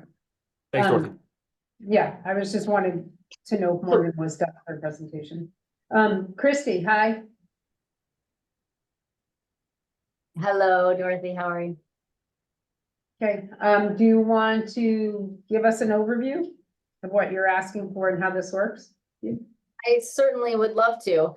I am not sure, I apologize, I was a little tardy coming from another meeting with the state, and I don't know if Jason got into any of the numbers granularity wise, so I would love to just give you a little overview of where we're at with the two asks. I do want to say that I know historically it took us a very long time to get Medicare. It was very difficult, especially with our name change. It took us several years to get through that process. But I can happily say that in the last 12 months, we've taken in just shy of $72,000 in Medicare reimbursements, and we have served 72 unduplicated Medicare clients. We also have a grant from the Tower Foundation that helps us serve the sliding fee scale for children. And we have drawn from that grant in the last 12 months, just over $82,000 for sliding fee. How much excuse me, I'm just gonna ask, I've been looking through this a few times, trying to see if I could find where that sliding fee is on this. Can you tell us what the Tower Foundation grant amount is? Because we can't see it on this paper here. The total or the annual? Yes, the total, what they're giving you for the sliding fee per year for the youth, please. So they have a large grant that covers other things in addition to sliding fee for children. And it was a 3-year grant. It was about $82,000 per year. And it also covers other things. We can use that grant for sliding fee scale services for children, but not only for that. Okay, so can I just ask, so it's 82,000 annually. How much percentage of that do you believe that you're using for the sliding scale for the youth? Well, as I mentioned, in the last 12 months, we used 82, just over 82. So Of this grant for this, yes, just for this sliding fee for the youth? correct. That's just the last 12 months. Those are fresh numbers I pulled this morning, just to get the most up-to-date 12-month data for you. Okay, so just so I understand this, am I clear that the 82, I thought you said the 82,000 a year was given for not only this program? That's correct. Okay, but you've used 82,000 of it for this program? That Is is correct. And this correct? is the last year. It's the 3rd year of 3, if I'm not mistaken. Jason, is that? This is we your just last received year the last- using this? Correct. We just received the last year of funding out of 3 years. Oh, I thought this was new. Okay. No. Thank you. You're welcome. Okay, go on, Christy. I'm sorry. I just wanted to get that better clarified. That's okay. We also have used Department of Public Health funding for sliding fee in the last 12 months, and that's just under 9,000. So we are drawing from other resources, not just the town of Nantucket, to serve our sliding fee population. And in the last 12 months, it's a bit staggering, but for sliding fee and peer recovery alone, just for the town, it has we've used 252,000. So it's a staggering number. And PRC was 80,000 of that, and sliding fee was just under 173,000 in the last 12 months. So as you can see, the ask is the need is huge, absolutely incredible, growing exponentially. We have more than doubled our staff. We are really meeting the needs of the community. We have no medication management wait list, which is a huge feat and something we've never been able to accomplish on this island prior to this past year when we more than doubled our psychiatry. And we're doing what needs to get done so that our most vulnerable population on this island, they're cared for. And they do not have barriers that are financial. And you- removing that barrier is critical. Sorry for interrupting there, Christy. I didn't mean to. That's okay, go ahead. Do you have a wait list though, for not medically supervised patients or clients? We have a very small wait list for telehealth, and we just need to hire somebody, and that usually can happen very quickly within a month when we start to see a surplus and we know that we need to hire. And that will be taken care of, I imagine, within a month. Typically, we don't have a wait list for telehealth. What we more typically have a wait list for outpatient services would be people who really want in person, but we are bringing on several new hires for in-person care, which is very exciting. And Amanda could speak to the new hires that we have, that we've been able to secure housing. We have several houses on the island that we subsidize for staff. We bring them to the island and we're making that work. And specifically, there's people that would say, hey, I want a Spanish speaking male in person. And that's just going to take a little time, but we're going to keep trying. So those are the people that are waiting, and they're waiting by choice because typically we're able to offer the telehealth. It's just until very recently that we reached our max capacity and we have a short telehealth. But when we see that happen, as I said, we're very quick to get right on and get another telehealth staff member. And thankfully those are so, when I post an ad on Indeed, I have to shut it off within 30 minutes because we have so many applicants. And that's when I say, please make sure you speak at least another language, Spanish, Portuguese, whatever that may be. So those are far easier to fill than the boots on the ground staff that we need. And on your in-person wait list, how many people do you have on your in-person wait list? I believe last I checked, it was about 38. And with the new people that we're hiring, they should all be case assigned within the next few weeks. Within the next what? Within the next few weeks. Yeah, Dorothy, sorry. we have, Sorry. If one of you could speak, that would be awesome. I'm sorry. Yes, no, I would like to defer the new hire staff to Amanda, if that would be, I think that's appropriate. Thank you. yeah, so we Thank we hired 2 clinicians full-time that are gonna do some crisis and some outpatient. And so Devontae's already started. He's gonna start seeing clients in a week. And then Karen Gravel, who used to work with us, is coming back to live on island. And she will be taking on clients starting February 1st. And then we have, I'm in the process of interviewing 2 other people, and we have 2 more clinicians starting on island in June. In that are June. graduating. So if I'm correct, your wait list that you said is you have none on your medical wait list. What was your telehealth number? I believe it was something like 10. It's short, but enough that I'm posting the ad today on Indeed, and we could have somebody hired by the end of the week. It really is, it goes very fast. But we also, I do want to note that I reached out to all the clinicians, and they do have availability, especially those that speak Spanish and Portuguese. And so they're willing to take on more clients. So that wait list should hopefully diminish over the next week or 2. And then the in-person wait list should be covered by these 2 clinicians. But they don't come till June?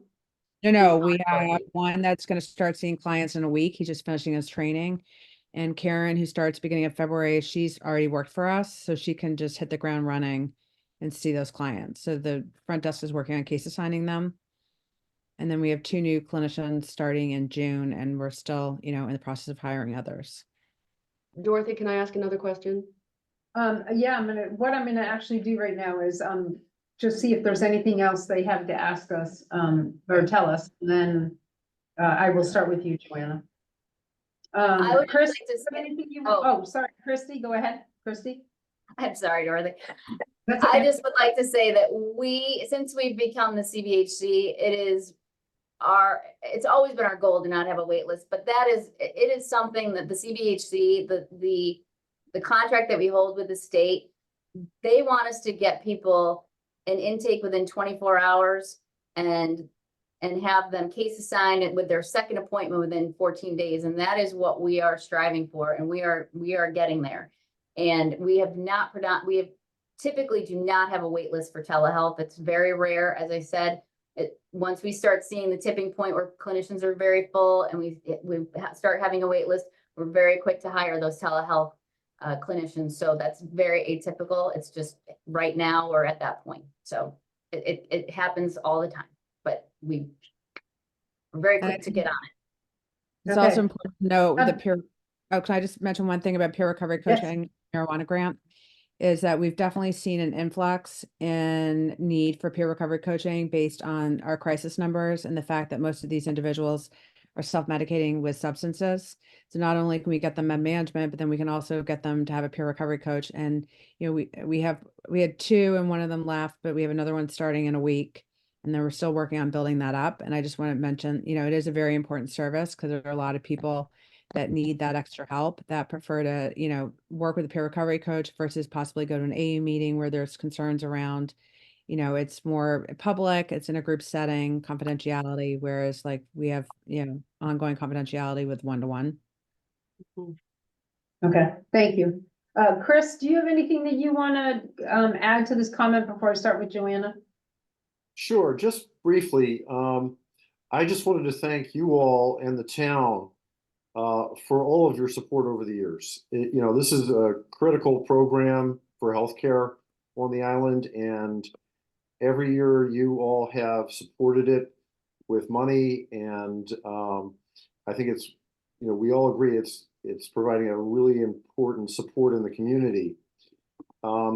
I think this year, I'll just spend like 1 minute here just saying, has been a very different year for us in that we've doubled in size. And that's a huge lift for any company, but it's particularly hard for a thinly staffed nonprofit trying to operate a skilled healthcare organization on an island 30 miles out to sea. And I just want to recognize the people on this call for all of the extraordinary hard work that they put in to get us to where we are today. We haven't done everything, and we haven't done everything perfectly, but a lot's been accomplished. And you know, it's Thursday. You know, Thursday night here at 10 o'clock. You just talked to Christy. She'll be on her computer working. And Amanda spent the summer, I think, in the emergency room in the middle of the night. These guys have just killed it, trying to serve the community. And, you know, we're working very hard to resource the organization, hire more management and hire more staff. Again, it's a huge lift. So we're in the process of doing that. I think fiscally, you know, because we're talking about a grant here, growing this quickly is, as you know, it's a bad thing for a nonprofit. You know, we're a deficit-funded business model. Our reimbursements are not sufficient to cover the services, the costs. This is particularly a problem on Nantucket. Massachusetts reimbursement rates are geared towards the average, and we are above average in costs, and we're below average in revenues. You know, we have low volumes. So growing on Nantucket is a very unprofitable thing. So we are right now, we're happy with the services, the growth in services. One of our big priorities is fundraising to address our new elevated deficit. And we've gotten lucky here in the first year or so with some one-off things, but we estimate that our ongoing deficit has increased in the $300,000 to $400,000 range. So that's our priority right now on the fiscal side, and on the board side is trying to fundraise. And I'm looking at Morgan now. She's smiling. She's going to help us raise that money.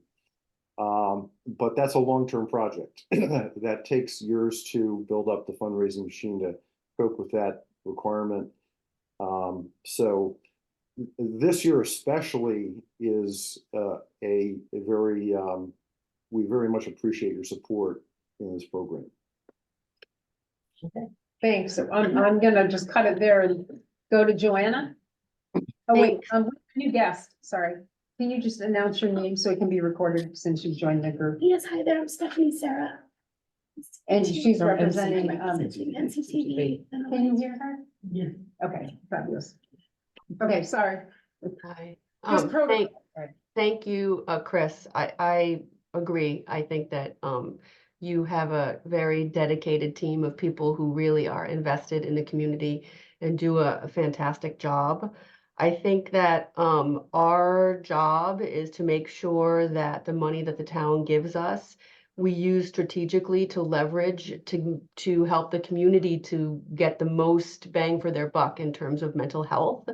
And I appreciate that you guys have doubled in size. And I think that the town certainly needs this as a resource. What I want to understand is how you prioritize the people who are on the waiting, right? So, because essentially what we're doing is basically giving you money that offsets the care for these people.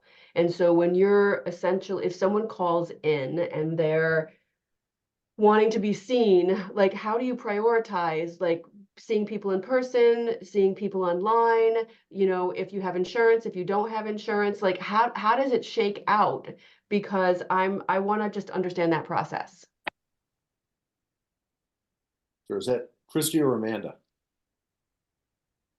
In terms of how we do that? I mean, we assess it in terms of acute, like their like personal risk. And like if, you know, if we're evaluating somebody that we know has suicide ideation, self-harm behaviors, that we can, you know, do a safety plan and keep them in the community. The goal is to get them connected to services right away. And we can get them a med management appointment the next day. We can get them an intake.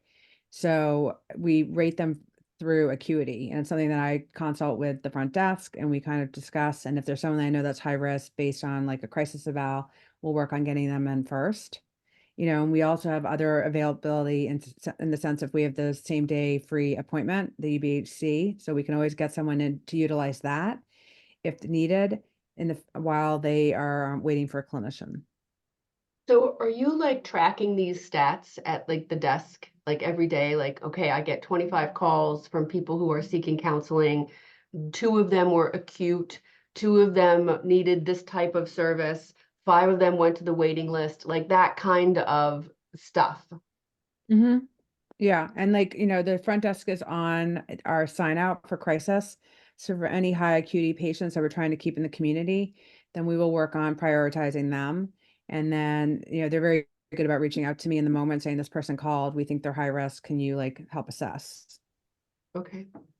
Okay. And we, you know, we have ongoing conversations every week about case assigning, and the clinicians are very good about reaching out when they have availability and discharge somebody.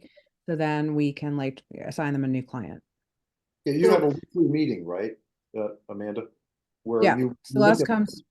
Yeah, Celeste comes to our management meeting on Mondays. She's the office manager, and then I am in contact with her daily, you know, and her staff, just especially when I know of something that I know someone needs to be prioritized, like we will make that happen. The And staff so are this $175,000 basically equates to like 300 people is what I kind of got out of this application. Is that accurate? Yes. Christy's looked at Christy from the numbers perspective. And this offsets the cost of those 300 people seeing a therapist like a certain number of times or one time? Or is that, is the 300 unique people or visits? It's 300 unique clients and some people use just a little and some people use it a lot.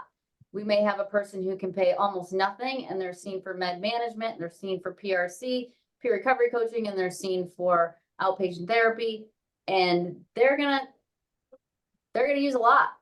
And then we might have someone who just can't afford their copays and they're not gonna use as much. Or they may have a high deductible and they can afford part of it, but they just can't afford all of it. And then their deductible kicks in and then it's paid and then they're not gonna need it for the rest of that year. So it vastly depends on the person using it and what their circumstances are, but every single person, we make sure has gone to the social services department of the Nantucket Cottage Hospital to get on and apply for Mass Health if they're eligible. And once they've done that, we have them fill out our sliding fee scale, which is based on the poverty levels of the state and the county and the country. And we make sure that they can afford what they can afford, and that they're paying that amount. Some people pay $50, some people pay $5, and that's just based on what would be a barrier to their care. I also just wanted to add, because you asked the question originally about how do we deal with people and we triage them based on insurance. We are 100% insurance blind when people call. It does not matter if they can pay us or cannot pay us. They are treated exactly the same. And that's in large part because of the generous funding by the town of Nantucket. And the other thing I just wanted to say is that the people that call and they do ask for this funding, it's hard to get them to apply. They don't want the help. It is unbelievable to me how difficult it is to get people to fill out these applications and ask for help. It is not the reverse, where you might think that everybody just wants to fill out this application and get free care. That is not what we see at all on any level. People are very much wanting to pay for their own care and are very hard pressed to fill out that application and ask for help. We have to really say, you clearly need help, because we see that you owe us a lot of money and you're not paying us. So please fill us out. So 300 people is what percentage of the total people seen, right? I can look that up, but I don't want to guesstimate, and can get that in a matter of minutes if you can, or a Well, matter you know, of. while you're doing that, I had a question that will sort of piggyback that. How often are the 300 people that you're saying seen by clinicians? So our standard outpatient client is seen weekly. Our standard medication management client is seen once a month. The 300 people, how many are med management and how many are just seeing a clinician? Do you know the number? A lot of our med management patients do see clinicians. That is the standard. It's quite rare that a med management client is not seeking also outpatient services, unless they've already completed their treatment episode with an outpatient clinician and it's no longer medically necessary and they don't need that level of care. But for the most part, most of our clinicians or most of our clients see an outpatient clinician in conjunction with the medication prescriber. The unduplicated clients for a week. Am I correct? These 300 are seen per week of the sliding scale? I would say the majority of them would be, if they show up for their appointments. Yes, that's the standard, is that they're seen weekly. Some people are transitioning. How many clients do you actually have? So the last data I pulled was for fiscal year 23, and it was 845 unduplicated clients. And again, how many clinicians do you have for telehealth? Amanda? I'm gonna count.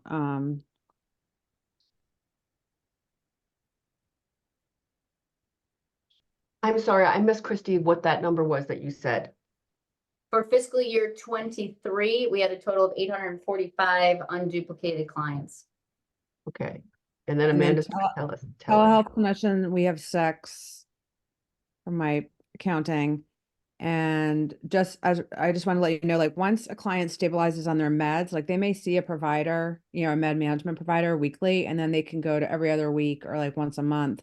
And then we have this great relationship with the hospital that we collaborated with them when we just had Dr. Maxwell, our one provider. Whereas once they're stabilized, we can send them back to the primary care physicians to follow up on their med management piece.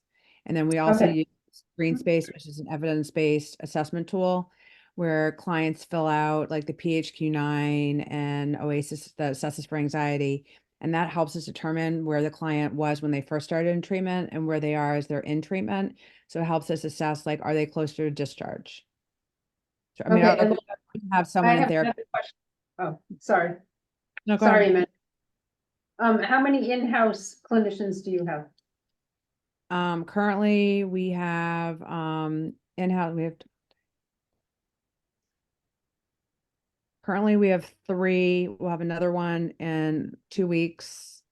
And then we'll have 2 more, in June. And we also have an intern. So just so I get this correct. Currently, you have 6 telehealth, 3 in-house, 1 that's starting, and you have 2, 1 starting in February, and 2 that are coming in on June. Yep. Is that Okay, correct? thank you. Throwing my numbers? Think so. Okay, I'm gonna just go on to some other questions, Joanna, if you don't have any, because we only have Joanna for a few more minutes on this. Well, I just wanted to say the presentation was really very helpful, and I think some of these statistics really support your request. Almost better than the written, the written part of it, because I think when you're evaluating giving, $175,000 to an organization, you want to really understand those numbers in terms of how many people are you serving, what percentage are the people who are being subsidized by this amount. So if you're looking at serving 845 people and 300 of them are getting sliding scale, that's an impact on the community, right? Like that's a considerable amount. So, thank you. Thank you, Veronica, do you Yeah. have a couple of questions? Yeah, actually, I was just gonna dovetail on that because I've read the application a number of times and left me wondering, Christy, the numbers that you gave, although I can go back and find a little bit of it in the application, it was not very clear. And, with 845, in 2023, not all of those become ongoing patients, but that 300 that being served with sliding scale, et cetera. Thank you very much. This has given me more information. My question is, with non-Medicare and other reimbursements, what is your process for submitting to getting reimbursements from insurance companies? Joanna, leave. I believe. Hold on a second. Yeah, we have to stop. We have to stop the conversation. I'm sorry. I believe that Joanna, I did not know that I thought she was gonna stay through the rest of it. Without Joanna, we do not have a legal quorum to continue speaking with Fairwinds because Sue has to recluse herself. We are sorry. I did not realize that that's why I asked if she was gonna be on for a couple more minutes, and I thought I got a nod yes. So I apologize, everybody. I think that we're gonna probably have to ask you back because we have numerous questions for you, and I'm very sorry. But I will work with Tamika at the end of today's meeting and send out a notice to you guys with some times that you might be able to come back to us. We apologize for that on our behalf. I'm sorry, but legally I have to stop it. Okay. Okay. Not a Thank you, problem. everyone. Thank you, Thank you. everybody. Thank Take you. care. Sorry about that, but we had to do it. Yeah, no, we specifically Thank asked you. about that question with Yeah. compliance like an hour I'm ago. glad we did. Bye, Chris. It was nice seeing you. Okay, Sue's back in. thanks, Sue. Hi. Sorry. Glad you didn't ask the question and get an answer, because Yeah. then we would not have been able to go much further. Right, well, We would I think lost they it. have an idea of what we're looking for, maybe. I have a lot of questions. Yes. Okay. Okay, welcome. Thank you so much. And just so you know, you are right in front of the camera, in case you can't tell. Okay, it is not some of our favorite spots. That's why you can see us sitting back, and that's why the ladies are way back there. Do I look at it? You can, well. Eternal you know, question. So the question is, I think that you should be looking at us, because Okay. you're in the conversation with us, and they do not have to record you. It's really your voice that's gonna be the primary thing. Right, and I understand it's kind of Yeah, weekend. it's just about a month ago, I caught laryngitis and it just never grew back. So I Wow, apologize. I hope everybody can hear me. yes, good. you're doing well. I'm just gonna pull up if you don't mind, Sure. let me pull up your grant. But when you look Yeah, into the changes. owl, you look into my soul. Oh my God. That's what it should be. It should be something a little less, I mean, it's pretty amazing. As a filmmaker, I want to explore it a It's little very bit. cool. Yeah, it's well, cool. can I tell you something as people, if you could find a way that we could like, fog it out a little bit, I think we all would be very happy. So as a filmmaker, if you could do that for us, we would be extremely happy. Well, I can do some research for sure. Just give me 1 second, sorry. Mm-hmm. It is in the, Canvas section. You and I have a separate packet, yeah. Yeah, the substance misuse packet. Yeah, so it's right at the beginning. Oh, I'm looking at this pile here. It's right here in my pile that belongs there. Right. Sorry. It's okay. I know, you guys are going through a lot of applications, I'm sure. We are. So the way this process, since this is your very first time, welcome. We Thank are you. excited that you have decided that this would be a good place for you to put in an application for a grant. We are always looking for new ways to improve our community. And so, thank you for taking the step and doing this. The way the process works is that you will make a presentation to us. Okay, And then all the board members will one-on-one ask you questions okay, and go from there. okay, Okay? that's good. I didn't quite know how this worked, so I'm And- going to sort of wing it because it's Winging okay. it, go with your heart. Yeah. And usually it becomes the best presentation. Okay, sounds Okay. good. And are you okay if I sort of like check my grant? Just You can go right ahead and do whatever you need to do to make it work for you. Okay, sounds Okay. good. Thank you. Mhm. Do I wait for Jericho? No, you can go right ahead. Okay, sounds good. Well, hello, thank you for having me.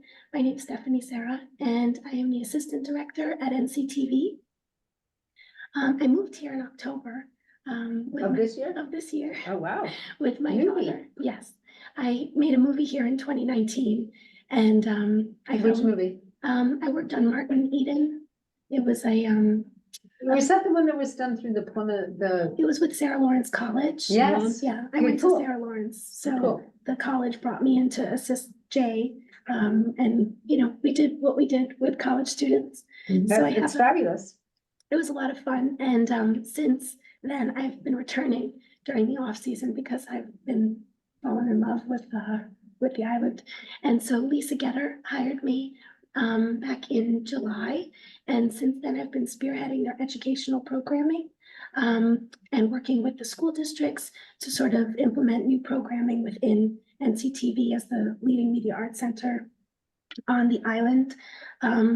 NCTV has this mission, to foster connectivity, right, between individuals and organizations, government and citizens, and then students with hands-on learning. In addition to this, though, NCTV really wants to be a platform so that all Nantucketers can have a voice that is heard and shared with the community. So over the summer. Go ahead, her start. Thank you. Over the summer, we connected with Elise Norton at the Alliance for Substance Abuse Prevention, and we discussed the possibility to collaborate. And her goal was to create some public service announcements, but she needed our help in terms of creating a vision and also getting it made. And so we met a couple of times, and then we realized that this program, AC Ambassadors, has the potential to initiate community-wide activism to contribute to the health and safety of members of the local community, as well as educate students on on substance abuse prevention strategies, as well as engage them in wanting to promote substance misuse prevention, misuse prevention. So we have a bunch of goals.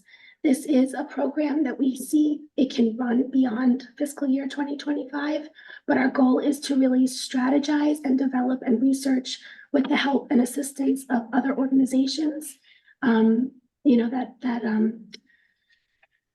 that are sort of spearheading mental health on the island, as well as using Elise Norton and Alliance for Substance Misuse Abuse Prevention to engage the students in that way, right? In informed ways. NCTV is sort of the production house, the studio that is meant to be making these PSAs with the kids and teaching them how to make films through the use of the PSA sort of structure. So I can visit our timeline, I guess, from now until June. Myself and Elise Norton and Amanda Wright at Fairwinds said that she would be happy to connect us with licensed clinicians. Brian Fiscotti on the board of the Alliance for Substance Abuse Prevention offered to be our youth counselor to help support students when the program starts to run, because this is a topic that is a bit dark and mature, at times. And so making sure that they are protected and supported throughout the entire process is really important to us. But by working with licensed clinicians, we're then sort of being coached, right? I'm not a professional who works often with people who have experienced substance misuse and addiction and have been in recovery. And Elise Norton has some experience, but she's more in educating, sort of the youth on prevention strategies. So connecting and collaborating with other organizations is really important for us to sort of grow this curriculum and make sure that it's targeting students as well as engaging local community members who are willing to share their stories of substance misuse and addiction, and sort of making sure that everything is combed through so that we're ensuring confidentiality, safety, and also we're leaning into our mission to sort of cultivate agency community-wide through the production of these PSAs so that they're distributed to the island, on NCTV's channels, as well as to middle schoolers by the high school students themselves, right? We really believe that young voices reach younger ears. And so I get chills when I think about it. But having high schoolers take on and own being a role model to 5th, 6th, 7th, 8th graders is really important. And sorry, I get so emotional. It's okay. Sorry. No, it's good. It's good. Hey, no, you have please never apologize for that. You have not been around me very much. Don't apologize. Like hormones would balance out after having a baby after 2 years, but it's It's not about hormones, it's about what you feel inside and why you're doing it. Yeah. Sorry. It's perfectly all right. Yeah. I don't know. I have water. I'm just gonna take a sip real quick. Good. Okay, no, please do. And I'm a filmmaker, not an actor, so I don't think that this is part of it. Oh, we wouldn't think it. Please. Sorry, we wouldn't think it. Thank you. Sorry to assume that you might have, but I just having a baby. It's just, really thank you. This program, seeing how this can affect children and inspire change so that kids don't end up playing with substances, or like testing them, but then learning from their elders who are also minors, right? And just creating a symbiotic relationship is really important as well. So it's not like we're just trying to say, give us some money so we can make some public service announcements. We're trying to foster this community-wide agency and activism and volunteerism to have high school students who sometimes just appear to be zombies, right?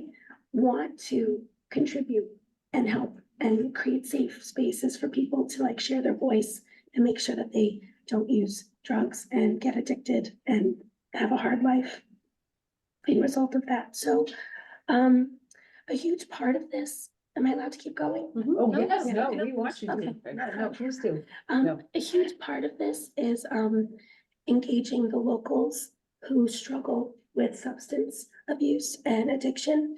And so this is where the licensed clinicians come into play. We're not necessarily looking to interview these people, but we're offering for them to share their firsthand accounts with substance misuse and their addiction and recovery journeys, either through the written form or through oral interviews, right, that are recorded, not on camera, but through voice recording, for the preservation of their story.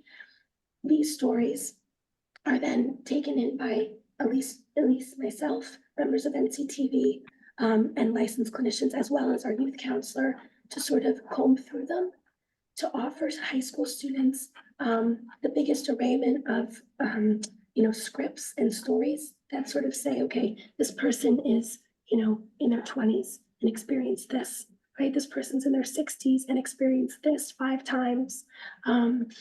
It's our goal to sort of offer this to the community at large so that we're asking as many different voices to sort of contribute to this. And then it's the producer's job to help shape those stories while staying true to the actual truth of it. So the kids through the program will then receive these scripts. And, my experience with teaching kids is you always teach them what is the who, the where, the when, the why, and the how, as well as the what, right? The what is the substance. So teaching them to sort of dissect stories at that basic level is something that we feel is digestible to them. And then introducing them to the camera, to the different types of ways in which we can capture this visually. And then having them really produce the PSAs. And so my vision is going to help guide them, but they're really the doers, and they'll tell me what they think might reach younger kids, their families, other people in the community, their peers who aren't in the classroom because they decided they didn't want to be a part of it, right? So they're going to teach me and I'll teach them. And then our goal is to edit this and have it complete for June so that the high school students can go to the middle school and present their public service announcements that they've made and are proud of as ACT ambassadors. And what it means to be an ACT ambassador is to make an oath to yourself and to your peers and to the youth of your community, as well as your families and the community at large, that you are promoting substance misuse prevention whenever you can. And so we see the kids, the students as ACT ambassadors, and anybody that they touch that might be interested in joining them in this initiative as ACT ambassadors, and as well as the people who are willing to share their firsthand stories as ACT ambassadors, because without their stories, we can't necessarily identify what's going on within the community on that intimate personal level. And storytelling, in my belief, inspires healing. And so I feel like that's a symbiotic relationship too. By them sharing their stories, they're also feeling like they're contributing to a larger piece of the puzzle that is meant to heal and ensure safety beyond themselves, which I think will give them agency as well, even if they're struggling or in recovery, or were once in recovery and now misusing. So I need support. And so by having all of these organizations involved, which is where our budget kind of sort of stands, having licensed clinicians help guide and direct me to make sure that I'm, I have to make sure that I'm not exploiting these stories, and that I'm also teaching these children in an effective way that won't hinder their growth, but elevate their voices and activism. So that's really important. And then our in-house costs, just to run this, because the amount of time I would take to develop the curriculum as well as teach the classes, which will run for 6 months, is really important. And then engaging their families as well and keeping them in the loop. Just the amount of time that goes into that is vital. So when I discovered this grant, I saw stars, because it's just so in line with what we've been developing and hoping to put into the world. So the amount of fiscal support that we receive will essentially allow for us to create more PSAs and to invite more students. So, and then the more students and more PSAs we have, the more change that can be sort of invoked in the community. Thank you. Okay, I'm gonna start with TV screen and then come to you. Okay. Sue. Well, thank you for this Thank you. application. To full disclosure, I'm the former director of the Alliance for Substance Abuse Prevention. So this topic is really close to my heart. And I did some work with NCTV and the Boys and Girls Club and did PSAs for ASAP. And so I love seeing this kind of come full circle and back to the kids. Yeah, I'm really excited about this project, and I'm glad you've proposed it. And I'm wondering what would happen. I guess it's our question for everybody is, you know, if you don't get the full funding, can this project happen? Thank you, Sue. So to answer your question, we can accomplish this in some capacity. It will just be a smaller, it would be a smaller endeavor. This is sort of the ideal first wave of what we want to put out. But if we get, you know, half or less than what we ask for, we'll just have to sort of scale back. But our mission is to still go forward with this program in 2025. Awesome. And, I'm excited to hear that you have created PSAs in the past. I tried to look up, you know, I don't know if they're hidden or on a hard drive, but if that's something that I can access, I'd love to. I think there's a YouTube channel. For the Alliance for Substance Abuse Prevention. Okay, so it's nationwide, but Nantucket is a special thing, so. Yeah, it's Nantucket's ASAP, not Okay, a national one. okay, cool, thank you so much. Sure. Okay, John?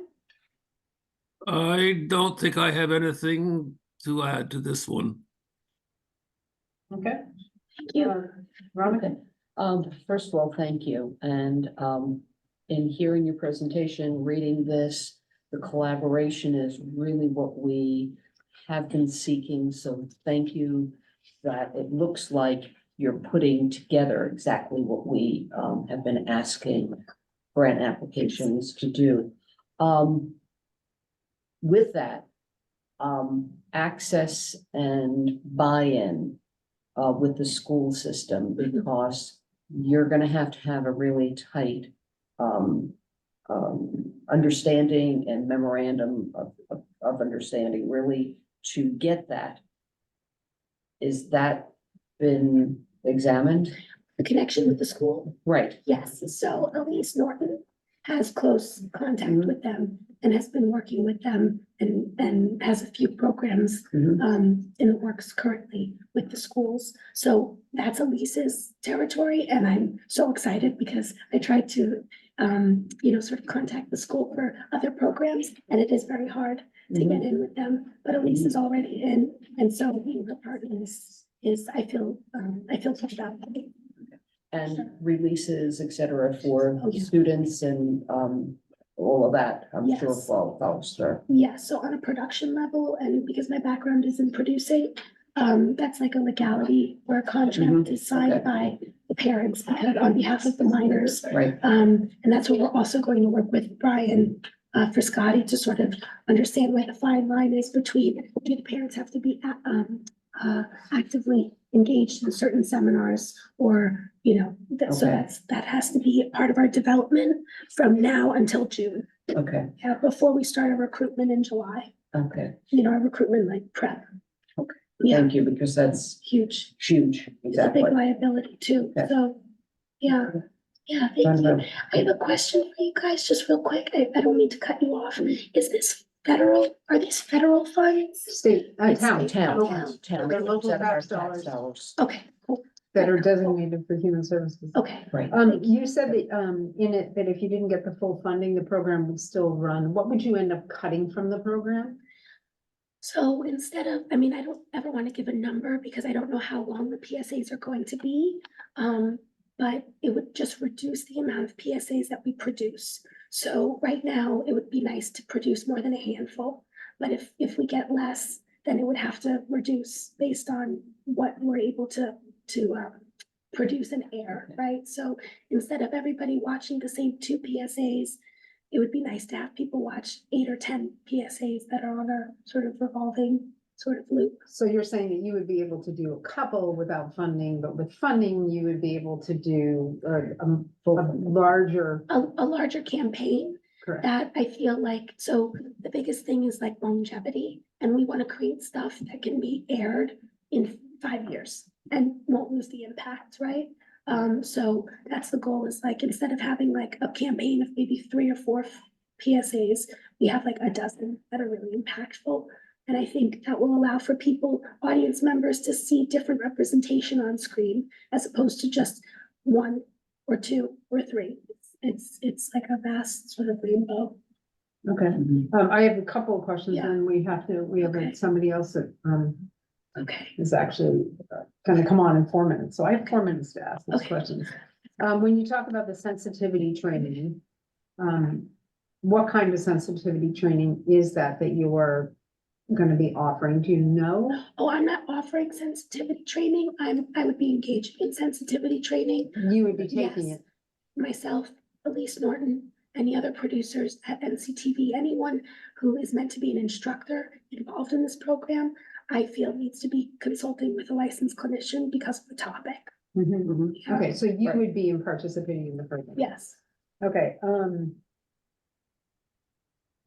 how will you, if you get it this year, how would you perceive going forward the funding of this program?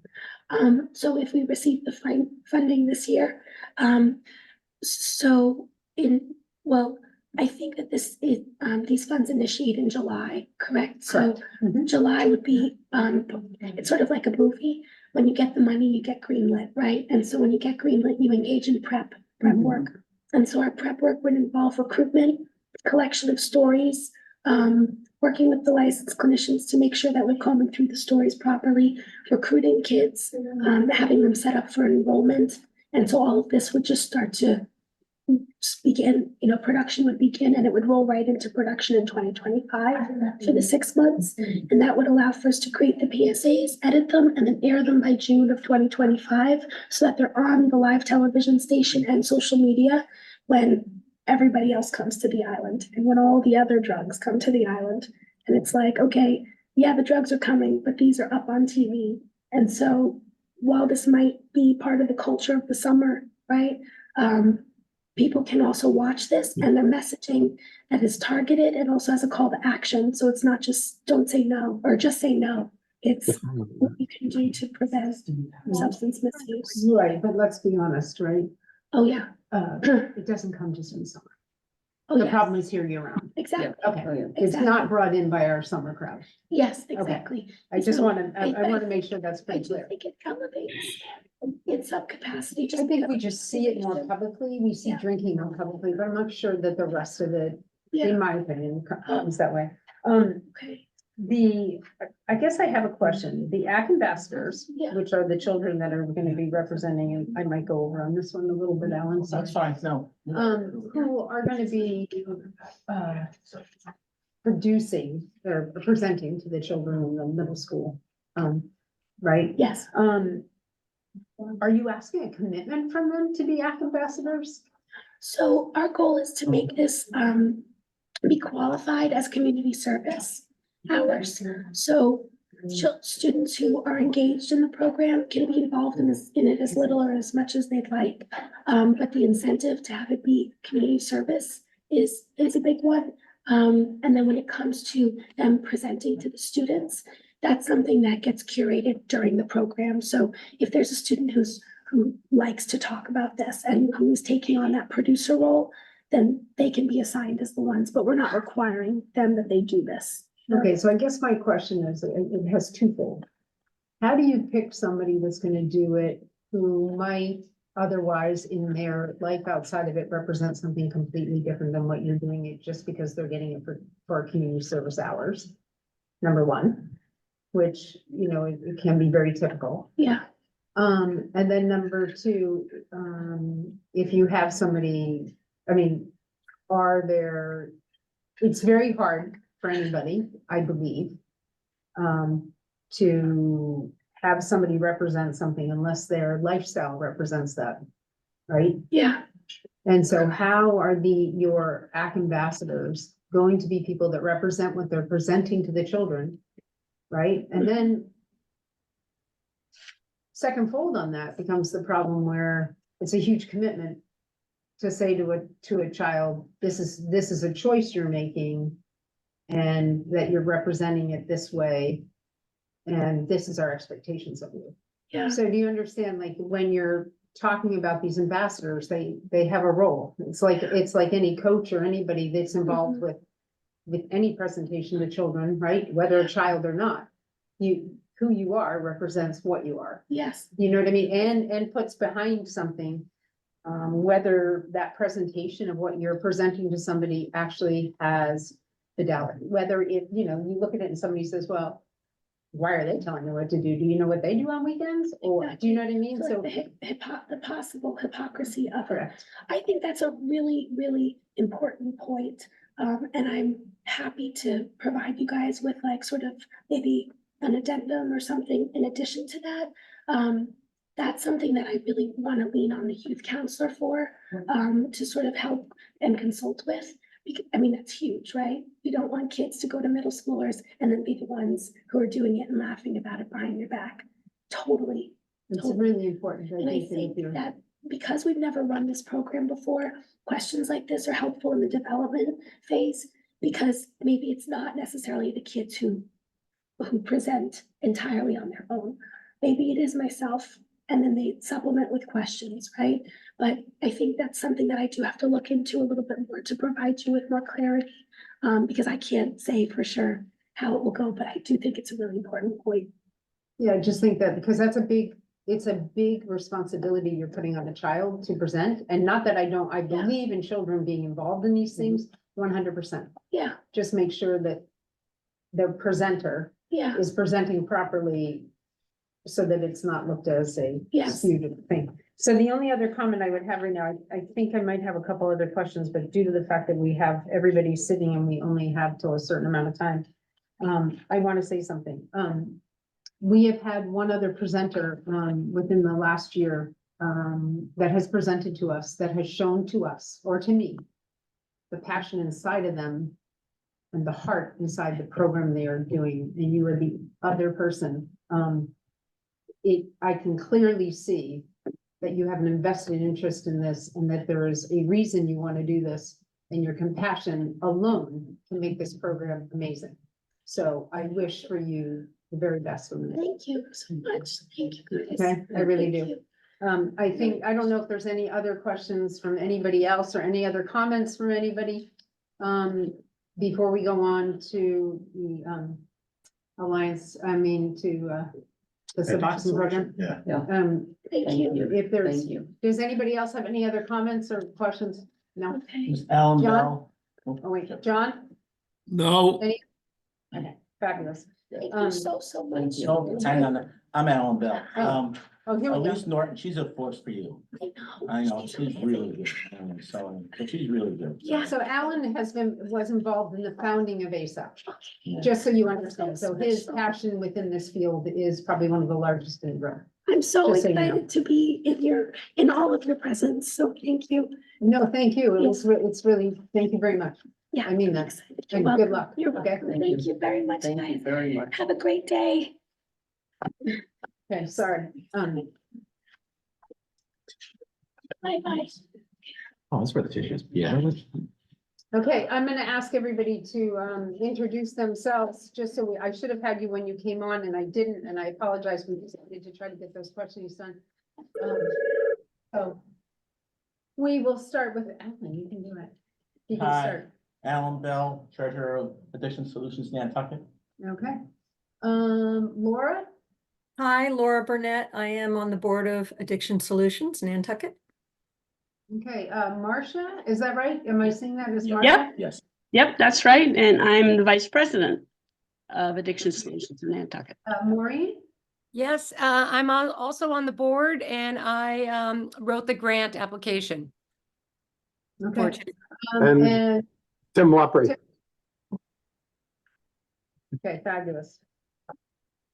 As you all know from the previous, and Alan, you've done these quite a few times, it will be that you will make your presentation to us, and then questions will be asked via the board in regards to your application. And if there are any other questions at a further time, we will send them to you for answer, okay?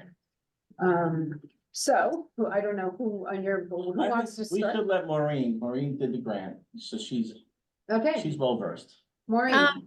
I'm very happy to kick it off, though. I'm going to hand it over as quickly as I can to Dr. Lepre because this is really his life. Again, we want to thank you for your support last year. You provided us with a grant of $75,000, which we put towards three main things. The first one was to increase our clinic hours. We've gone from two clinics a week and added a third. So now we're up to 3 clinic hours. We're seeing more patients. There's obviously more need. Dr. Lepre will talk to that a little bit more. Our organization is growing, so we're also desperately in need of what we call a business manager to help us with accounts payable, our donor management program. We've never really had a database, and we're starting to build one, but we've done it with the volunteers on the board. So we're really hoping to hire a part-time seasonal business manager to help us with this organization. And then finally, we just really feel the need to continue outreach to the community, both in education and advertising to support our, excuse me, our annual fundraiser called the Race for Recovery. Most important, though, is our clinic hours. So if that's okay, I'd like to hand it over to Dr. Lepre to talk a little bit about his experience since we've added the 3rd clinic. Thank you. This all started about 12 or 13 years ago, and I ran it out of my office with one nurse. And as the need grew, I found Aileen Womack. She is our clinical director. Aileen is currently getting her teeth worked on, so that's why she isn't here. We have increased the number of hours. We see patients on Wednesday evening starting at 5, Thursday evening starting at 5, and Friday morning starting at 8. This is a slow time for us, but we have patients really in the number of patients are seen each evening and in the morning. We take all comers. If you have heard my somewhat frenzied advertising on the radio, where I sound as if I'm been wound up a little too tight.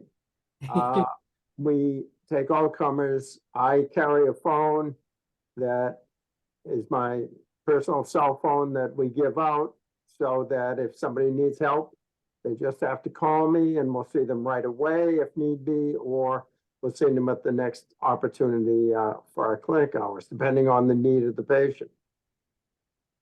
We have done some use of ketamine in severely depressed patients, and that has been fairly effective. We use nasal ketamine.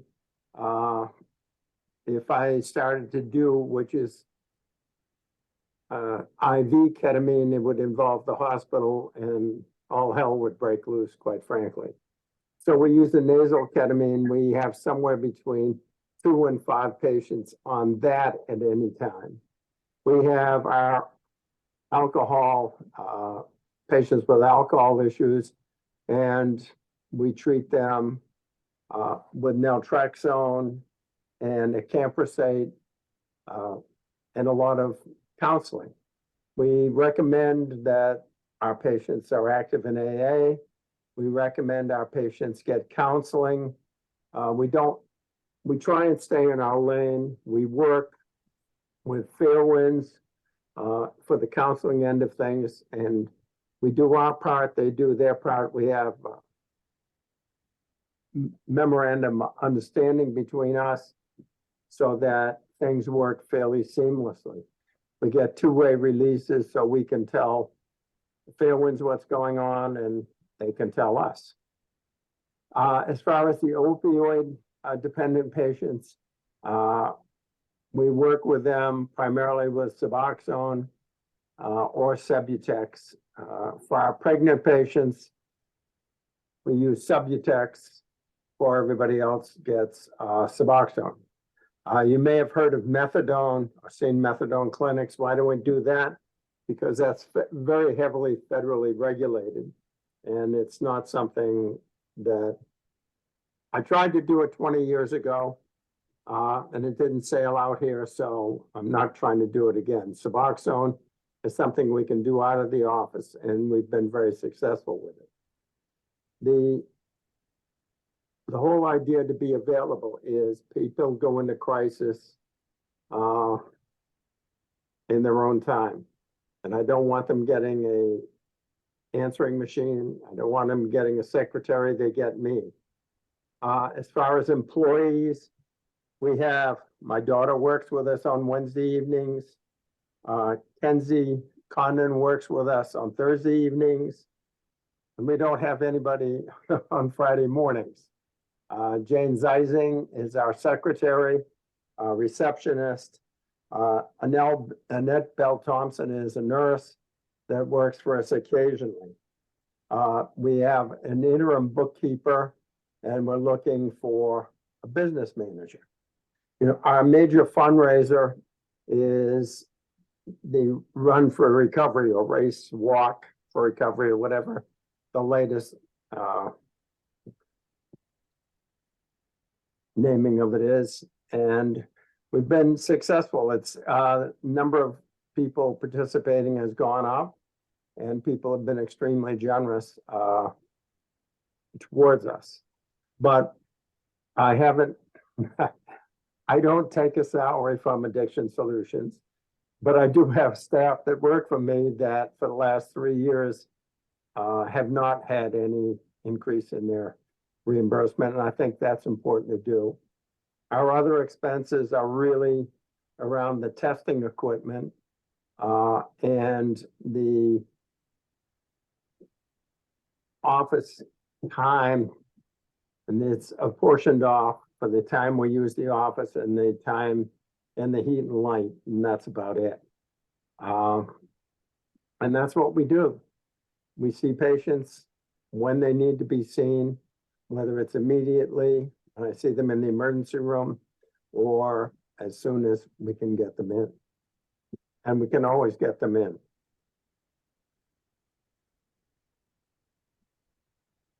Questions? Does anybody else have anything that they'd like to add to that? Alan, do you have anything you want to add? It pretty much covers it. We have a great board now. It's a really dynamic board, so I'm really impressed with that. We're there. They cover just like Dr. Lepre does 24/7. These board members are 24/7. 7 o'clock in the morning, I'm getting emails. 7 o'clock at night, I'm getting emails. Doesn't matter Saturday, Sunday. They're really into it. So they're behind what's going on as well. Do you find that the board has made a significant difference in the program? Definitely. Yeah, before it was okay. It was just business as usual, but now we have just very, very involved people. You know, in our Run for Recovery, way back when we had, thank God, Darcy Evans ran the Race for Recovery, Run for Recovery, but she basically gave us $25,000 a year for doing nothing. Just the fact that she helped the community, but then she left them. The first year we did $50,000. And now with our new board, we actually got $123,000 this year. At your race in September? At the race in September. Wow, So, that's significant. So again, Dr. Lepre's got a great staff. We've got a great board behind them. And the business manager might do something else because, again, we have a database which we have to really start working on. You know, and we have from 3 or 4 different sources, but we're getting there. I think it's gonna be a great year for our Addiction Solutions. It's good to hear. I should say that the board is tremendous. And I feel less and less useful, quite frankly. They have picked up how to do things and been very optimistic and aggressive. And I try and stay out of their way or they'll auction me off. I mean, I can't say enough about the board. I've been very impressed with what they've done. I mean, the organization of the Run for Recovery is, if it were left to Aileen and I, it would not be successful. And I credit the board, plus suggestions on how to improve things. I mean, it's been wonderful working with them and staying out of their way. Okay, Maureen, Linda, or Marcia, do any of you have any comments that you would like to add to this? Oh, Bert, welcome. Bert also has. 12:42. Thank you very Oh, much. good. Thank you. Mika. So, Dr. Lepre, would you like to tell them about our successes? Because we also have given some small grants to some of our patients, and I believe you've had your first successful patient no longer be in need of your treatments, right? Well, we have a number of patients that have graduated. Graduated, Let's put it okay. that way. We have worked with for example, another liaison is with the Artists Association. We have given some scholarships out to have people that are in recovery have an opportunity to express their thoughts artistically, whether it's making pots and pottery or it's music. I mean, we've given out grants to let people start this stuff, and they've taken it and run. Actually, I have a pot they made right back there, but it's something that came to allow them to express their creativity. And they participate in these things, and they don't come in with an A or a heroin on their head. They come in as people that are participating in these arts, and I think it's wonderful. I think if nobody else, Marcia. Just briefly, I'd like to say, thanks for the accolades about the board. We have turned into a real working board, and especially around the Race for Recovery, even though some of us have other jobs, we were spending a huge amount of time on it out of our passion. And at that point, it underscored the need for the business manager to do the supporting stuff that was required, of staying in touch with all the prior runners, prior donors. And when you're dealing, we have great board volunteers, but their lives also take priority, and we really need the stability of this part-time support. I will add one little tidbit because we're so much at grassroots level. We took the yellow pages out and wrote letters to people and personalized and put a stamp on it because we don't have a database. So we were like, dear Susie, hope you can support the Race for Recovery. And we got some positive responses, but we're so low level at this, and we're hoping to get to a point where those kind of emails and mailing can go out on an automated basis, and we're not using the yellow pages anymore. That's cool. Okay, I'm gonna open up for questions from the board. And I'll start with Sue. Thank you all for being here and for the amazing work you do. I'm curious what the future plans are for Addiction Solutions. Where do you see yourselves service-wise in the next 3 to 5 years? Well, from the clinical standpoint, really it's Aileen and I that are the spearhead of this. Both of us are elderly. I intend to keep doing this until they carry me out feet first. I think perhaps expanding more clinic time. I mean, we've started to see some of our minority, parts of our minority population accessing the help that we're able to provide. So I think if that picks up, then Maybe we need even more time than we have right now. But let's say, I won't see the end of this because I intend to keep doing it. Aileen is essentially the same way. I mean, she had 30 years of experience at San Francisco General in addiction and emergency psychiatry. So she has work she loves, and she's going to continue also. Attracting other people to be in the clinical role, we're thinking about that. We have some people from up in Boston that are interested in this. Mass General has, if the phone doesn't ring, you know it's them.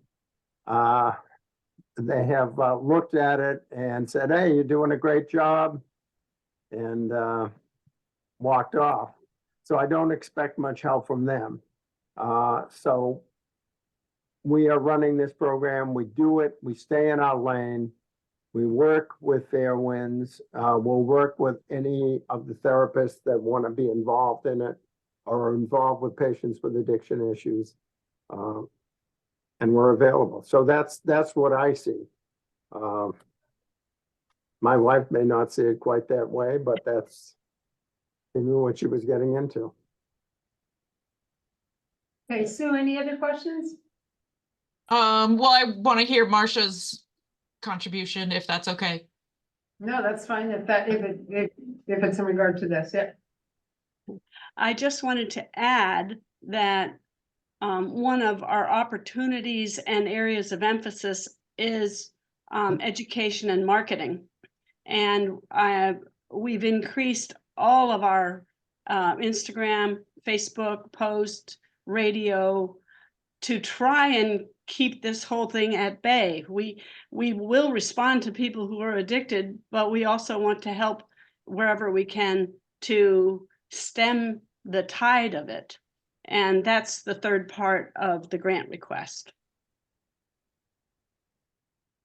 Okay, then I would say my next and last question is, what other sources of funding do you have or are seeking besides the run and this grant?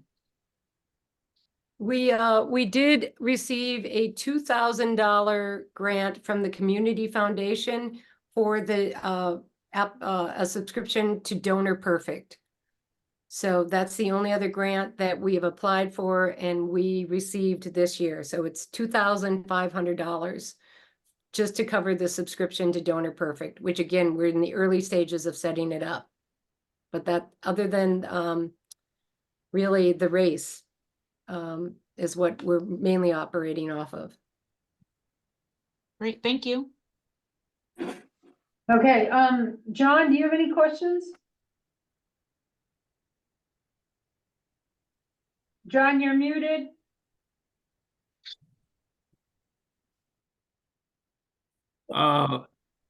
We all just commented when you weren't hearing us that we love you. Yeah. Just so you know. In any event, what I started to say was that I'm guessing that if and when you get your part-time business manager, that will give you an opportunity to, if not necessarily this coming year, but lay the foundation for a more organized and wider search for other sources of funding, because it will enable you, first of all, to take advantage of the ones you've got now, but also then have time to identify other possibilities. And because I suspect there are people with a passion out there that can be reached. It's a question of how you reach them. And you really need somebody who's spending a fair amount of time thinking about that and not thinking about some other job, or boots on the ground delivering services. I'm done. Okay, fabulous. Bert? Yeah, I just think that Tim's done a great job starting this thing, bootstrapping out of his own pocket. and I'm behind it 100%. Okay. I'm only disappointed though that we never got a TV show out of the book about his life. I actually got some money for that. Ron, Yeah, and thank you very much. The one thing that I don't have in my packet is a budget. If there is, I didn't see it in this. And Yeah. that if we can get, it refers to a It budget. does actually, it's on page, it's in there, I'm sorry, it has the business manager cost, it is in there. It's a very written, it's, Yeah, sorry. this is Yeah, all it's in that I have. 11. business Oh, yeah, operating that's it, costs. and you do not have an overall, but, oh, so she's No. asking for an overall budget for the running of the program. We're actually voting on it tomorrow. Okay, Can you get it to us? Yeah, definitely will. That would be thank you, Once it- because this yeah, is pretty high level, but just a little bit more Yeah, for no, I it, so guess- thank yeah, you. Yeah. And, You can take that. you know, Yep. Dr. Lepre, I appreciate everything that you're doing and also the recognition that, you know, a succession plan is really important. We know that you will go on forever and we hope you do, but I think that's very much important for the sustainability of the organization also, and to have some extra help, extra clinical help. So the recognition of that, I think, is extremely important. You know, the work of the board is fabulous, you know, but, you know, also recognizing that a paid business manager or someone, you know, will give some heft to that also. So thank you very much. So what do you think the overall, are you done? Yeah. Oh, sorry. That was with me, I apologize. Okay. What do you think the overall budget is to run this program? In reality? In reality, we actually were at about $200,000. We've kind of increased it for this year up to about $300,000. And a lot of it's going to be really is in payroll. In fact, one of the staff members, we talked about increasing their salary.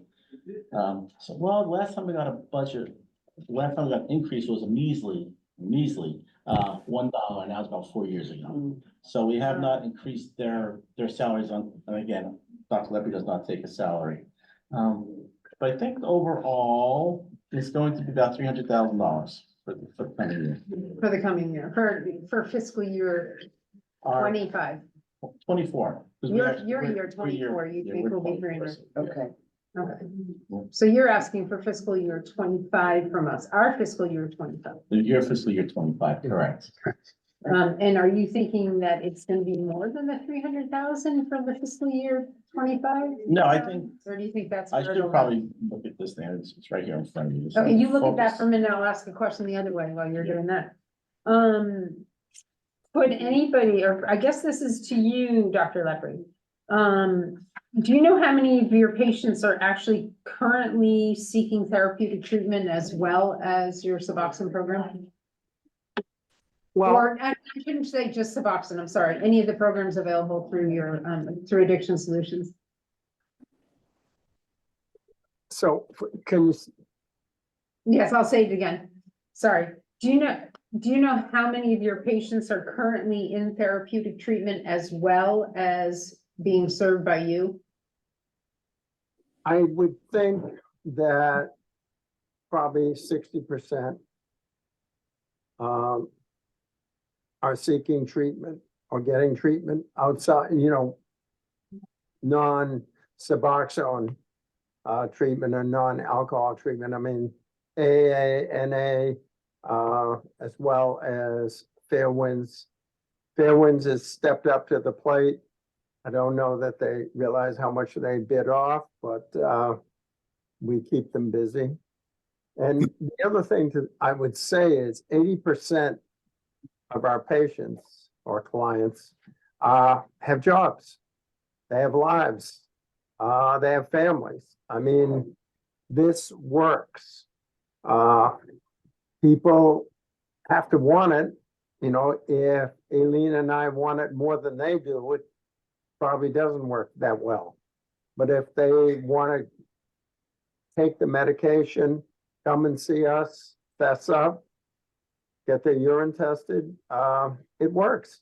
You know, when you think about somebody that goes from the chaos of addiction to having families, to having jobs, I mean, that to me is a success. They may be on Suboxone an indeterminate amount of time because they've got to be ready to come off of it. But if they can stabilize their life, then we've done something. Okay. What is the average length of a treatment within the program? It's whatever they need. You know, some people come in and probably 3 or 4 months they want to get off and they're ready to get off. Good. Other people, it takes time to wean them down and they may be in a couple of years. But the issue is they are not using drugs. They're working and they have families. So, I mean, getting off of the medication isn't as much of a success as people starting on the medication and getting the chaos out of their life. I mean, you just have to see what the extent of the opioid problem is. And you can see getting somebody not getting Suboxone is not as important as having them take it, because then they can go back to their life. Okay, are there many patients that are on it over the 2 years? There are some. I mean, we just had somebody that I think was in 4 years and she finally got off. But again, the issue to me is not that they're taking Suboxone. The issue is what's happening to their life. No, I understand that. I'm just doing it and also understanding the treatment policies. And you said you had somebody recently. How many patients do you think have graduated over the since you started this? Do you know? Do you have an average, like a number you might know? It would be difficult for me to give you a number because we have our summer population that may move off and continue with their treatment and get off. And then we have sort of our homegrown that we see successes, but I'd be hesitant to venture a number. Okay. And I think you answered one of my other questions, which was, will the program be able to run in the future if Dr. Lepre isn't running it? Does it need a certified physician to run the program, Dr. Lepre? Well, to write the Suboxone prescriptions. A nurse practitioner could theoretically do it, but the only nurse practitioner that's shown any interest is my daughter, Meredith, and she does have a day job and 3 kids, so that's a little trickier. Right, yeah, of course. Most definitely. Okay, Alan, are you able to? Yeah, all right, so our budget for our fiscal year, so it was 212,000 for 23, and for 24, I have this down as 246,000, basically 350,000 is what we're going to vote on tomorrow. For your fiscal year Is January through December. Okay, you do the year. You do the year. Yours a calendar year. Calendar year. Yes. Okay. So it basically went from 212,000, and I'm going to ask tomorrow for 350,000 For 2024. for 2024. Yes. So these monies, if you get awarded, don't come until July. Correct. July 1st. Correct. So I'm not even counting on that right now. So in this budget did not include it. This is basically was for the business manager and for staff salaries, plus all the other expenses that go along So that's what you perceive that you guys will need is $350,000 for the year. Yes. for the year. Now we also do get some very nice donations coming through the year. Mhm. How much is that average for you? It's about 50,000. Oh, that's good. Yeah, one is from about $35,000 annually from one organization. Another doctors and his family give us $10,000. Wow. And so those are our two main, we don't even ask, they just basically give it to us. But that's always been in the past and hopefully it'll continue on for a few more years. So that's what we're trying to get some donations throughout the year as well. No, I just out of curiosity, because I don't know, and that's why I'm asking this question, and maybe Dr. Lepre might know this. Are you guys eligible for the Tower Foundation funding? Dr. Lepre, are you eligible for the Tower Foundation funding? That's why we're gonna get a business manager. I mean, No, I no, just, I mean, it's a honestly, very- I know of the Tower grants, but I haven't had the time to look into it. Yeah, no, it might be something that you guys might want to look into is Yeah. the Tower Foundation, because that's it is based back into the community. And it supports, efforts within the community for a healthier community. So, just out there if you didn't know that it Yeah. existed. I've heard of it, that's about it. Yeah. The other thing I might look into is, I think that, the people that just took over Don Allen Ford, Oh, right. Yeah. they have a foundation. Okay, yep. The Penske family, is that the one? Yeah, the Penske family has a foundation, so it might be something. Thank you. I'm making notes on both because I was not familiar. Okay. Yeah, But thank yeah, I you. mean, it's worth looking into, and if you need a contact, I can get you a contact on that. I appreciate it. I'll follow up. Thank you. Yep, okay, the one thing I'm gonna make a statement. I think it's, shocking that you are seeing 950 clients. That's a huge percentage of our community. Oh, God. So that's not, I'm not saying that in a fact of that I don't believe that. I'm just saying that, as a parent, that's a huge number, That are seeking treatment. that are seeking treatment. Versus Exactly. probably, It's a huge number in January. It's not a huge Yeah. number in July. Right, but I'm just saying for now, that as looking at it, that's a huge number that are seeking help, right, of some form Oh, here on definitely. the island, oh, definitely. um, No, unfortunately. yeah, it is Addiction unfortunate. doesn't matter. It affects every family. Yeah, it does, Really. right? It does, one way or another, right? You know? One way or another. And then henceforth affects the whole community. Yeah, no, definitely. So, thank you, guys. Thank you to the board. Thank you for your presentation. Thank you for being there and supporting, Dr. Lepre and his, adventures here. I'm not sure if I should call it adventures, but. No, that's Endeavors. Endeavors. We appreciate the extra time that you stayed on with us, a great deal. Thank you. And if we have any questions for you, that come up further, because there were people that were not here, we will submit them to you and then, have you just get some follow-up. I appreciate that. Let me get it. Okay. Get it approved first. Yeah, get it approved before you send it. Okay, guys, thank you very much. Thank you very much. Thank you for your time. And thanks to my Yeah, thank board. you.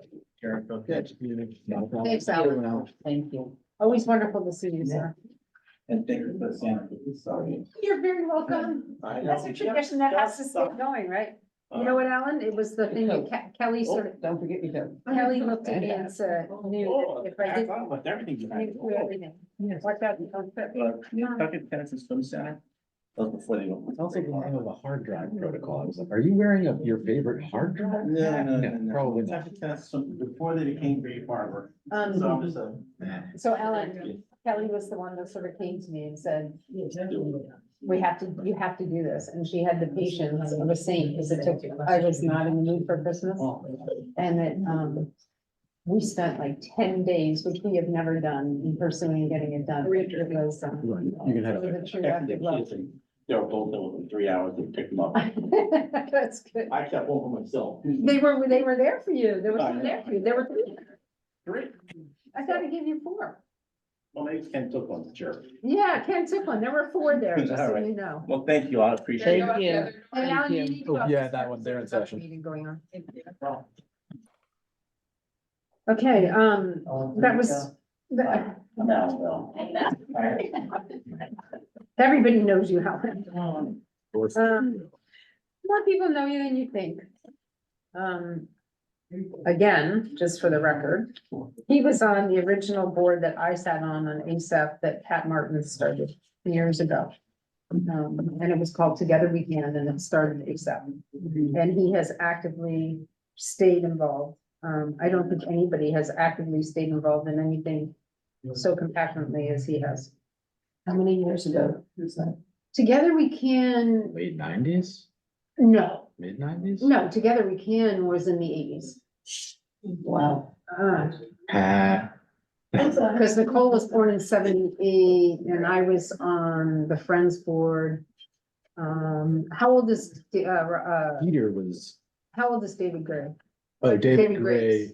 Gray, David Graves. Gray, oh, Graves? Graves. He's like a couple years older than I was. You're good, Tamika. Well, Well, I have a question for Dorothy though. okay. Oh, yeah, Should we adjourn first? We have to adjourn. Yeah.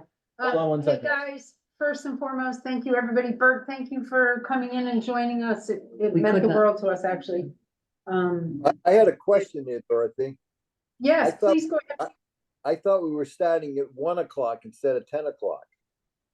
No, it was a 10 o'clock start, ending at 1. Oh. So that we could go from 10 to 11 to do to discuss Fairwinds, NAMI, the bigger things with, we were hoping Joanna would be here with her financial mind, and in actuality,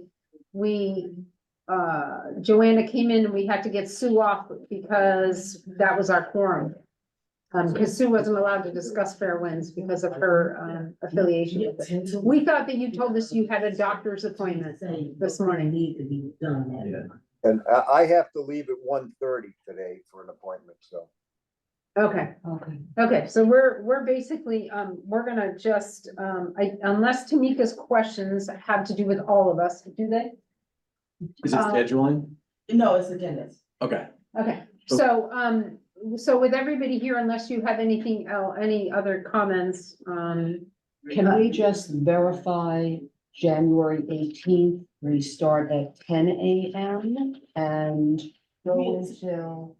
We have to be done at 1. We have to be done at another 1, meeting okay. going on. So from January the 18th, it will be 10 to basically 1 o'clock. Cause I Okay. know y'all said other parents is gonna run, but that meeting has to shut off. And I'm gonna actually be timing you all on that one, because I'm thinking that we should be shutting off by like 12:55. Okay. We have it scheduled. Because it doesn't mean at 1, and some people try, Is the the meeting in host here? starts the I meeting. I'm not sure where the meeting is, but they need like general Zoom. protocols we give them. Zoom. oh, they need I the have Zoom. The Zoom Right, account to get it okay, started. okay. And the nice thing is, we are currently scheduled by the schedule to, it only goes until, it's 12, the last interview section is 11:45 to 12:15. 12:15. Yeah. So we have buffer space there, so we're. We have a should lot be of good. buffer Okay. space. All right. We have a lot of buffer Yeah. space, that's good. Thank you for But if confirming. I can, I'm gonna try to get with So- Erica and see if I can get a different Zoom meeting, but as of right now, we're done we have to be done early. So Okay, that's fine. fine. we're 10 to 1 on the 18th, and then we're gonna be 4 to probably 6:15, 6:30 on the Well, let's just say 22nd. 6:30, just so we don't, because we Yeah. have it down and we don't know when 6:30. NAMI will be coming back in, because we have to get them in here somewhere.